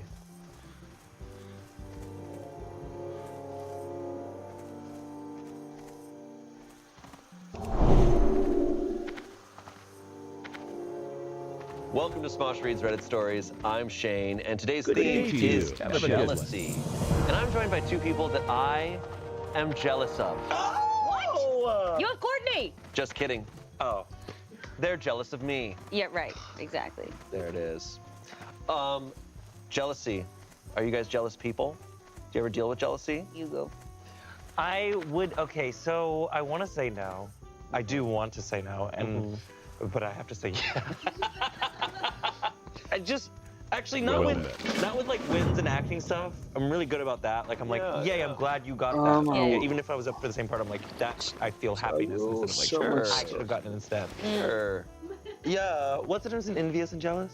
Jealousy is the fear of Needing losing help? something in a situation because of someone else, possibly. Whereas envy is going, oh, I wish I had what they have. Right. I think in a lot of those situations, I don't think I'm the jealous type too much. I definitely have felt a lot of envy throughout my life.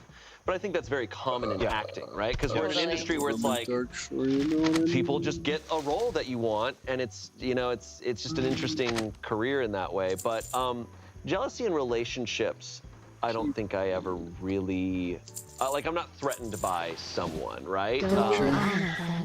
Because I guess I've always had the thought of, like, if someone's gonna, you know, leave you or cheat on you or something, I'm like, there's nothing I can do about it. Like, You know, there are the moments where emotions feel like they're high, and it's like, wait, I'm maybe threatened or feeling a little bit concerned, but then exactly that feeling of, hold on, if they are actually interested in somebody else, or if they're even like going so far as to like pursue them, there's nothing really that I can do. jealousy definitely seems to pertain in relationships because your fear of losing your partner. Right. Right. But envy seems to be more the case with anything career related. Yeah. I think so, or just outside of Yeah. romantic relationships. Okay, here we Level go. do I get Our first story comes from concentration? relationship advice. Okay. This is a 37-year-old man writing in, why is my wife, They don't 30-year-old go woman, huge jealous directly. that my ex-wife has found love? Let me see. I I don't made know a what else to add to screenshot the of my title. My accounts. wife is kind of obsessed, stalking and following my The other ex-wife day. since she told us that she was engaged. Apparently, my ex has been seeing this guy for a while, but since she's a So in mom, she didn't want to 5, make it 6 official more until levels. everything is serious so as not to confuse the children. My wife is in shock, and I her have first reaction also to the news is, "Who is level this loser 20 done. then?" But the new guy seems really nice, and instead of being glad that at least Yep. her stepchildren would have a good man in their mother's life, my wife is very irritated and angry. I would even say jealous. She isn't following my ex on Instagram, so she can't follow the relationship, so she sent the new guy a follow request. I confronted her, and she denied being jealous or obsessive. I told her that we should be happy since my children will have to live with this man, and it is a good thing that he is good to their mother and that she's in a happy relationship. It benefits everyone. She asked me, who in his right mind would want her? I was surprised because why would she not think any human, let alone someone like my ex, is worth love? I told her probably plenty would because she is a kind and pleasant person.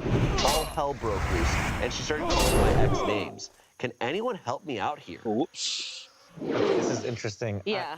This is interesting. My first The inclination thing is like, I want to know what the Can you other hit him? guy's deal is.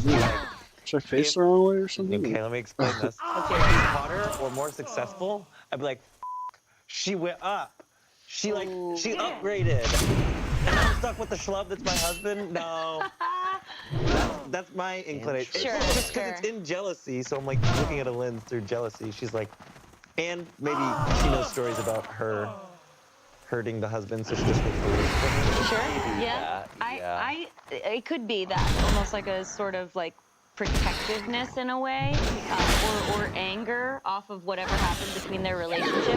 I am suspecting that a lot of these stories are going to be related to insecurity, you know, which a lot of that derives from. It's like, because people that are completely content and at peace with themselves are so often not jealous of other people or envious because they're like at peace and they're good. And it seems like this situation kind of screams to me like she is maybe not super happy, or she feels like she has to win, and so she's in competition with this ex-wife, and now that the ex-wife has found happiness, she's not happy with it and is reacting in some sort of way of like, no, she can't have this. And I love the point of like the husband being happy because his kids are gonna get another great figure in their life. That makes so much sense. But she, for some reason, isn't able to see that because she's caught up in her own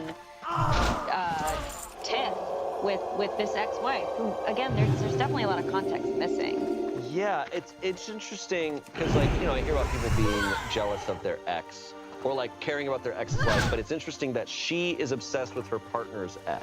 That's weird. That's a lot because I'm assuming, you know, a lot of time has had to have passed. Is there slings under that? Yeah, I mean, she's clearly comparing herself to his ex. And maybe it's that the ex is doing so well. Maybe she's worried that he'll see how well she's doing. It seems that all hell broke loose once he said, no, she's a kind and pleasant person. Right. It's like, oh, his ex has her life together. Yeah. And so she's doing really well. So she's maybe like, oh no, will Right. this make him want her more now that she's with someone else? Maybe that's like kind of that type of thinking. Totally. Again. Because maybe that would be her logic. Yeah. So she's putting her logic insecure. on his. Yeah. She's definitely insecure. When I start talking to a boy, I'm gonna look up every ex he's ever had. Yeah. Really? I'm gonna look him up, and I'm gonna, on LinkedIn, on Instagram, like I wanna know everything. Yeah. I guess for me, it's kind of like it's like the pain that I want to feel, you know? I want to hurt today. I want to hurt myself. Tell me how you guys met, you know? And it's like, it hurts, but I want to know. I get that. So I think for me, it's in a way kind of like a guilty pleasure thing. I don't think I obsess over it in that way because I also try to just somebody be else like, came over here. that was a different time and space. Yeah. And almost everybody has exes. And so when I put myself in the shoes of my partner and then I think of my ex, I'm just kind of like, wait, there's no competition there. I'm not thinking about my ex like that. I guess what's tough with this one is they have kids, so it's not like she's completely out of his life. They do probably see each other. They're both parents to the same children. Yeah. That adds another element. But you still, I mean, come on. You have no choice but to kind of get over it. or you can't be in this relationship if this is going to eat at you like this. Yeah. It seems. I bet she thinks of the kids a lot in the way of like, that's a leg up that woman has on me. Yeah. Oh, I didn't even think about that. Comments on this. In her head, your ex-wife is a hag that couldn't keep her husband. She thinks she's the upgrade. Someone falling in love with and committing to your ex doesn't fit her narrative. Your ex was meant to grow old and alone in her mind. Your new wife isn't a good person. Someone said, if this is true, this is wild behavior. You seem healthy and well-adjusted at least. The only thing I can think of is if she has some irrational need to feel superior to your ex-wife, maybe she is in constant competition with her. Someone said, Opie commented that his wife was a colleague at the time of his divorce. He fell out of love with his ex and in love with her, but didn't consider the relationship cheating because it wasn't physical. Opie's wife plays the long game, but has been in competition with his ex the entire time, and Opie never noticed. It's been a feather in her cap since she won him, and now that the ex moved on, she has to know that she got the better man. Yep. Someone said, my immediate thought when reading this was Opie's wife was the other woman. Good to know that my instincts are correct. Ooh. Yes, I was thinking that. Interesting element. I did not think about that. So Opie's wife, the 30-year-old woman who's jealous. Yeah. Of the story. She was the other woman. So he basically kind of cheated on his ex-wife with her. It sounded like an emotional affair with her. So now that the ex-wife has moved on and stuff, she's like, I'm not feeling it. Like, I want Jesus, that's a good start. So it's also like that weird, not fetish, but it's just like that weird, like some people like the danger of it. Yeah. And when the danger is gone, when I'm not the other woman, I'm the woman. Yeah. Or the power of it Sorry, all. I shouldn't say woman. When I'm the other person in the relationship. Sure. It's not the primary partner. But that makes so much sense. It began as this like chase of like, oh, I need him to choose me outside of his marriage. And now that he's done that, there's this, again, like whole story that she's built up in her head. It makes me question how long this relationship has been going on. You know, if it's only been a year or so, she's his affair partner. This has all happened, but now it's like, okay, well, now you're just in a relationship, and now it's not exciting to her anymore. So she's gonna move on, probably cheat on him. Yeah. Someone else. And finding that thrill in stalking the ex. Yep. Today's Reddit Stories is brought to you by Hungry. Spring is here, and if you're like me, it means your schedule is starting to get packed. Between balancing work, spring cleaning, spring travel, or just hanging out with your friends on the weekend, it's sometimes hard to make it to groceries. That's why I've turned to Hungry Root. Hungry Root recommends healthy groceries that align with your tastes, nutrition preferences, and health goals.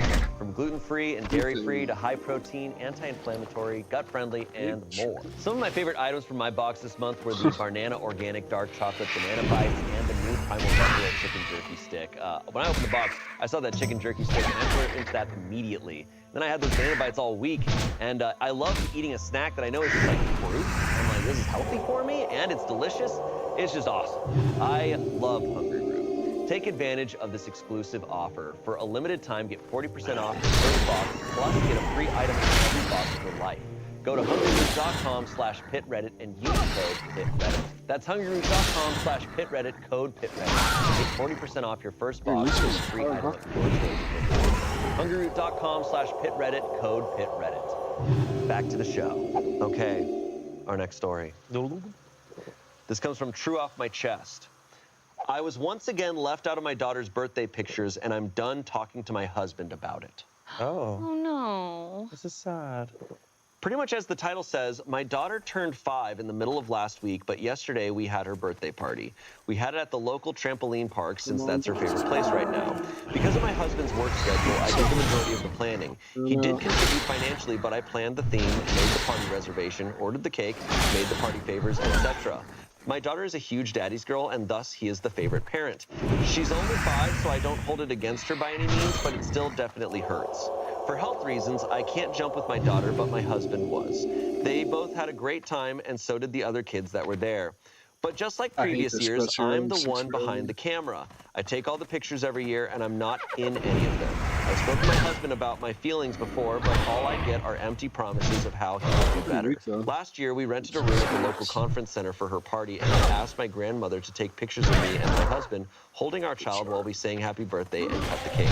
Instead of pictures, she took a video. Once again, no pictures of me. Call me me old-fashioned, but I like printing pictures for photo albums, and I can't exactly print off a video. So another year of no pictures. After yesterday's party, we decided to take her gifts home rather than open them at the party. The kids had a very limited time at the park, so rather than spend 20 minutes opening presents, we figured it would be better to take them home and open them there so the kids had more time to play. Even while opening presents, I was behind the camera. My husband didn't think once that I should be in it. By the end of the day, I was very upset, and I'll give my husband credit for knowing where I am. But then again, I wasn't really hiding it. I went to say goodnight to my daughter because I had to be up early the next day. He called me. He said, "What's wrong? What did I do?"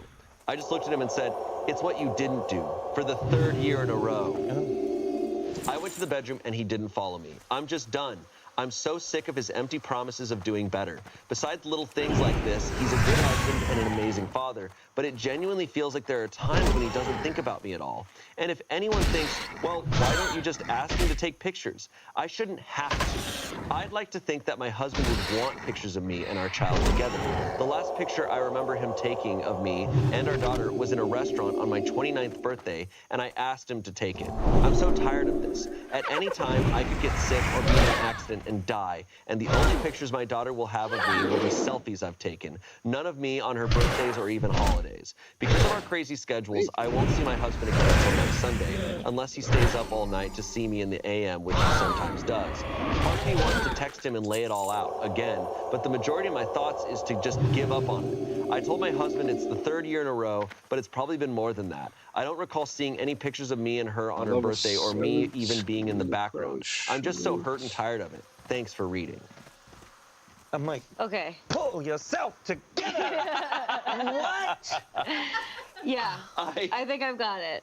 I think I see a lot of elements of this, because clearly it hurts her. She tells him after the fact every birthday of like, can you get photos of me? Oh yeah, for sure. Next year. 365 days. So hard. And then he doesn't, and it just sounds like he's a little like, just not the type to think about it. But I can also understand she's hurt that she's like, I don't want to have to ask. Like, I want you to care for me and take photos of me, and because you know how important this is to me, but you're not doing it. However, out of all this, she's talking about like, it seems like in her quest to prove a point to him that she's correct in, she's not getting photos with her daughter on her birthday, and that matters to her so much. She sounds like she's giving up a little quickly, like, the grandma took a video. It's like, okay, you got a video. She could have just handed the phone back and been like, can you also get some photos? Right. This one I think about a lot because in my family, my mom loves photos, and the majority of my family otherwise, we just don't take photos. Yeah. Right. Like, I'm really bad with taking photos.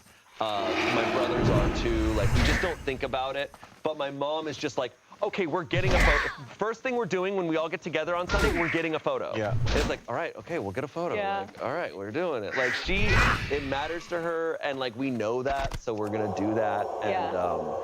That part of it just like truly cracks me up, that she finally was like, okay, grandma, like, here, you take the photo. And then grandma hands it back and she goes, it's a video. I do think she's doing a little bit of the like martyrdom here, where she's like, well, I guess I just won't be in any photos. It's like, hey, like, I understand, it sucks. I'm not disregarding that your husband should be taking photos of you and your daughter. He needs to realize it's important to you. Yeah. And it should also be important to him to have photos of you. Like, I agree with that. But giving up and being like, well, I guess there just won't be any photos of me when I die. It's like, okay, well, that sucks for you too. Like, don't self-sacrifice because your husband's forgetting. Yeah, it's clear to me that there is a hypersensitivity toward her taking photos. Yeah. And we don't know where that comes from, but she's clearly finding great value and importance in this. And for that, I understand. Like, and I feel like the more she's in a prison of her own making. Like, the more she pours into this idea, she's like purposely making it harder. She's like looking at all the ways that he will mess up. She's looking for ways that he's going to fail.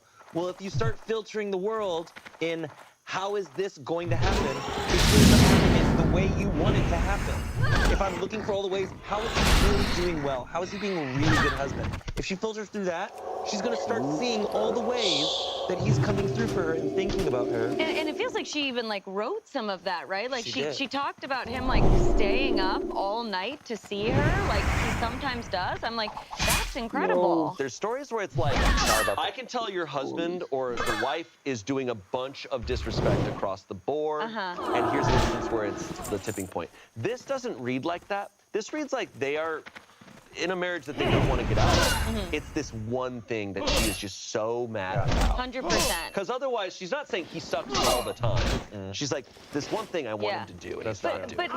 But I think I can be empathetic toward the idea that it is so crucial to her. Totally.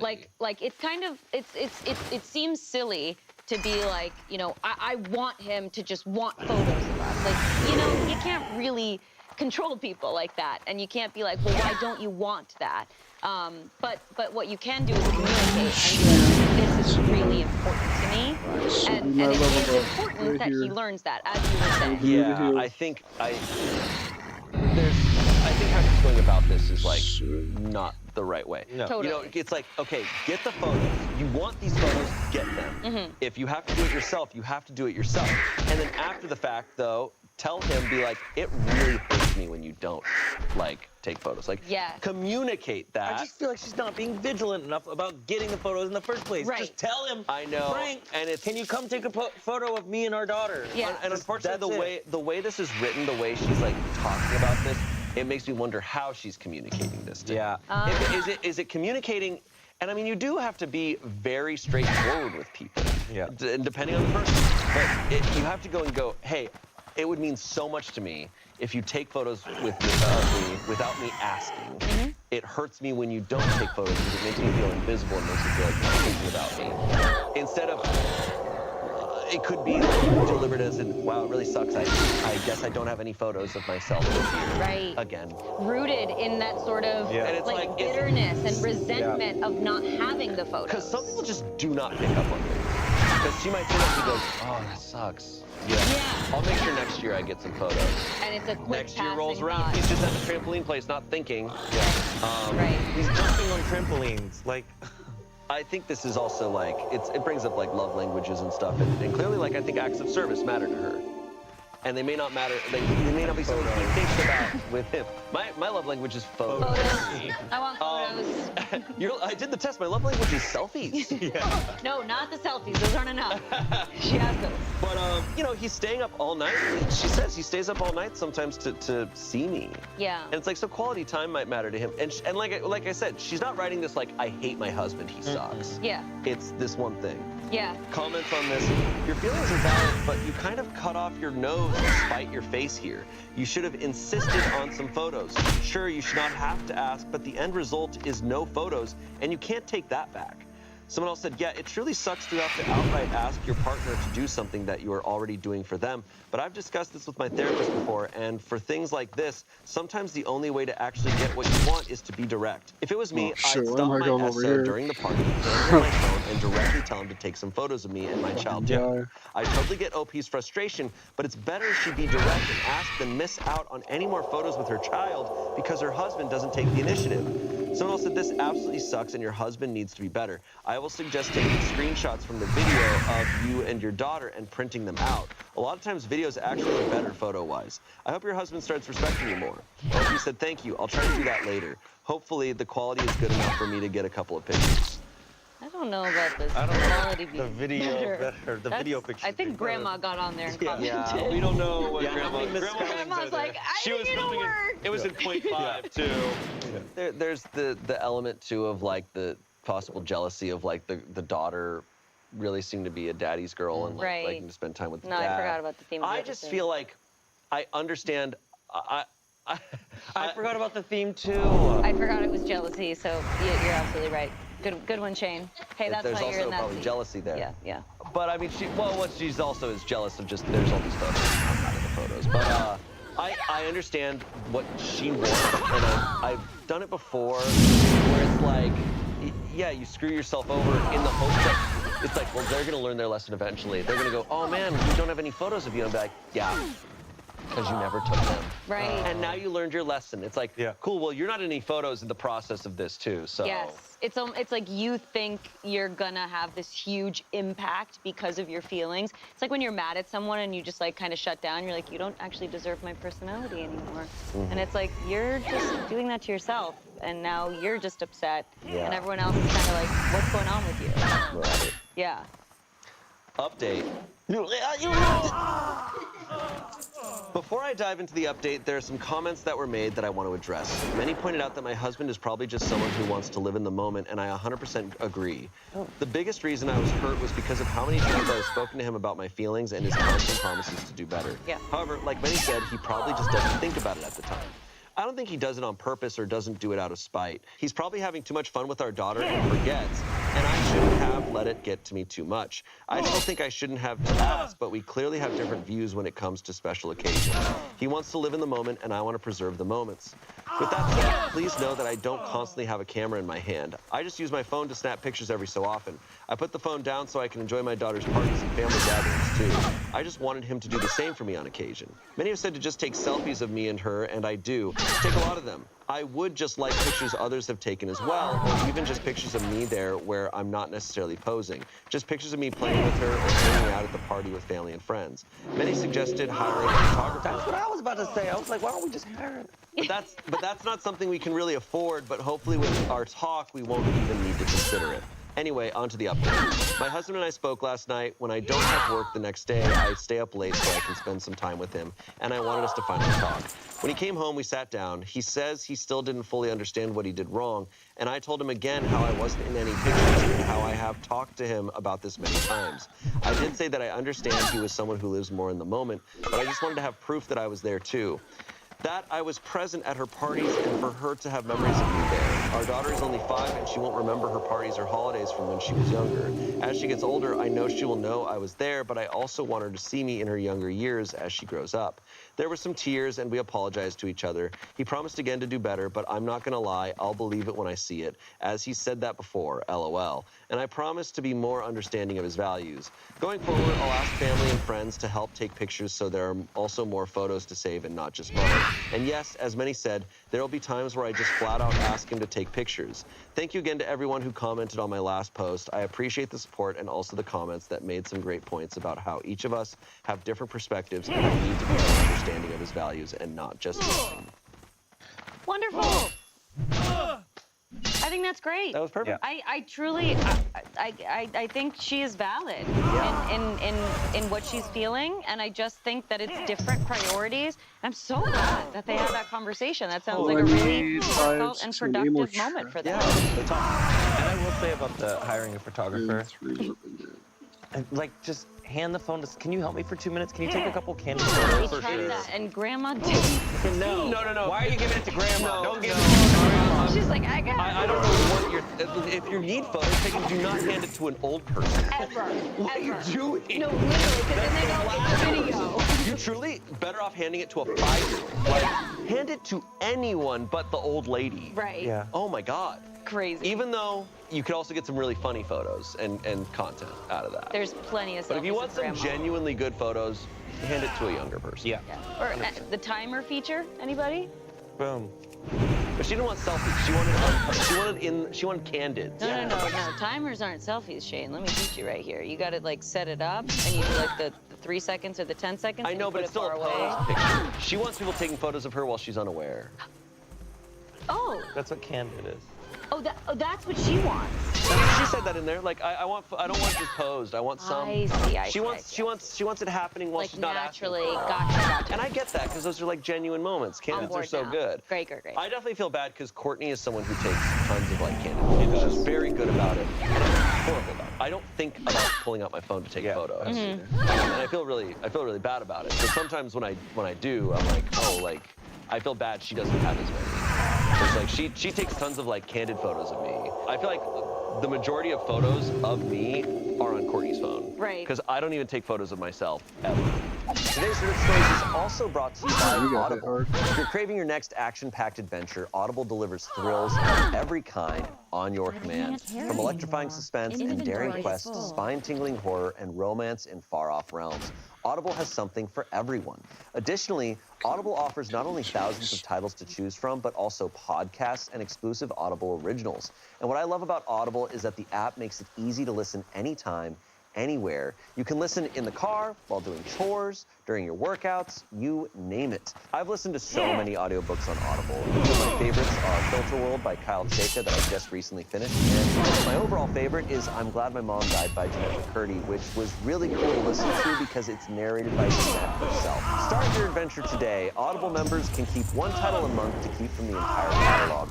New members can try Audible now free for 30 days and dive into a world of new thrills. Visit audible.com/SRRS or text SRRS to 500-500. That's audible.com/SRRS or text SRRS to 500-500 to try Audible free for 30 days. Audible, there's more to imagine when you listen. Back to the story. Our next story comes from Am I the Asshole?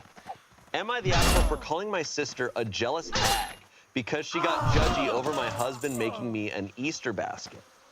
I believe as of this airing, Easter is tomorrow. So he is not risen. He has not rised yet. He has not. My husband and I do Easter baskets for one another, and this year he gave me mine early since I'll be gone. In the basket was the usual dark chocolate bunny, Starburst jelly beans, and then some Swifty stuff from Etsy, a fidget toy. And really surprisingly, he got me 3 full bottles of perfume that were on my wish list.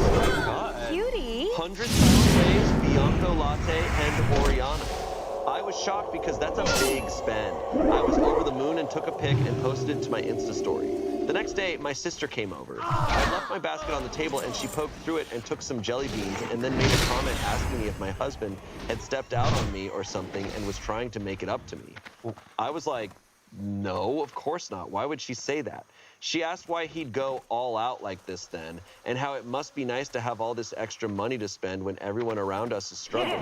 Oh, it must be nice to have such a picture-perfect marriage. I was really taken aback and asked her what her issue is. She was like, most women I know can't even get their husbands to fill a Christmas stocking for them, and you're out here bragging about yours and shoving it in everyone's faces. I'll be lucky if I get a card on my birthday. I told her to stop blaming me because she chose to marry a thoughtless man. Oh no, that's no overstep. That she had the choice to marry someone who did nice things for her, and she chose to marry a man who doesn't help around the house, buy her flowers, etc., and not be a pissy, jealous hag because she chose to settle for less. Oh no. Oh yes. This set her off, and she started arguing with me more, telling me that I'm f***ed up for calling her a jealous hag when there's nothing to be jealous of. More like embarrassed that it's 2024 and I'm acting like life is a rom-com. That the fact that I even listened to Taylor Swift is proof that I need to grow up.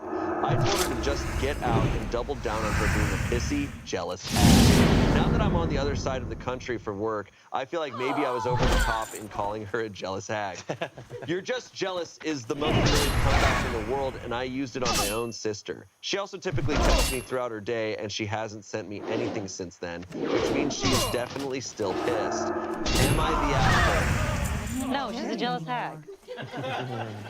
You didn't need hag. You didn't need hag, You but didn't need sorry, hag. she was being a jealous hag. She was being jealous. I didn't get hag. I was getting busy though. Hags can be extremely powerful. Yes. They're curses. They're curses. They can be very powerful. They're 100%. formidable opponents. It was a compliment. It's not even a trap right I there, was trying to say jeez. something nice. I meant that you're cursed.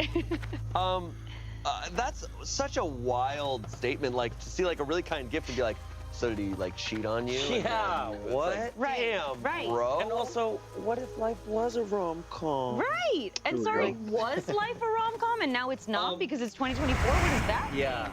I'm not saying she's wrong or not, but if someone said something of that, especially like a brother or sister, they said all of that shit of that nature, I think my response would be like, is everything okay? Right. Like, did your husband cheat on you? Like, Yeah. whoa, What's going on? I'm feeling some projection here. Mm-hmm. Well, she can't even get a birthday card, is what she said. So I know. clearly she's unhappy. Oh, damn. She's 100% projecting, and yes, maybe not a hag, but 100% jealous. Yeah, I mean, she is being jealous, right? Right, or envious. Yes. Absolutely. Actually, I think I might in this situation, and she's saying really mean things. 100%. Out of thin air, After I saw all where this it's not stuff. necessary at all. I can understand the hag if this is a series of a I gotta go to work. Okay. If she's probably been dealing with this this is her sister. Yeah. They text all day, every day, she's saying. Yeah. Right. This has probably been behavior that's been going on for a long time. Yeah. Then that happens. Did she say it was older or younger? I'm assuming older because she's a hag. Yes. Oh, I was assuming younger. Sure. Because she was acting like a hag. She's acting like a hag. I don't actually know. It doesn't say.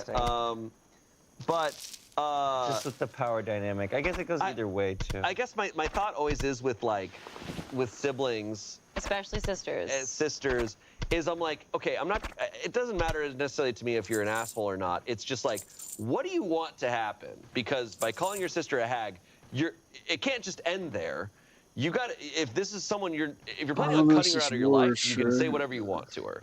But if you guys are going to maintain a relationship for the rest of your life, like, you're going to have to resolve every argument and everything you say to each other.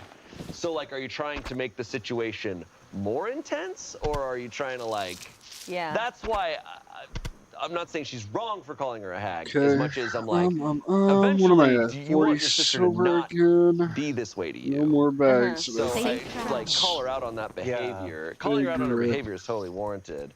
But also being like, why are you saying these things? 15 though. It certainly seems like a quick response, right? Totally. She was obviously just reacting out of anger. Of course. Because clearly her sister threw the first punch, so to speak. Yeah. She immediately saw this basket. What I'm getting from it is that she was like, all right, oh my gosh, well, yeah. I wish my husband would do something like this. I'll probably he would do never. some more and it's level sort of once like, I'm well, at I work. need to protect myself and convince myself that this isn't what I want by being Probably like, try to ew, get to level who would want this? 16. And bring her sister down, which Halfway through affected her 16-ish. sister, obviously, and made her be like, why aren't you supporting me, you pissy jealous hag?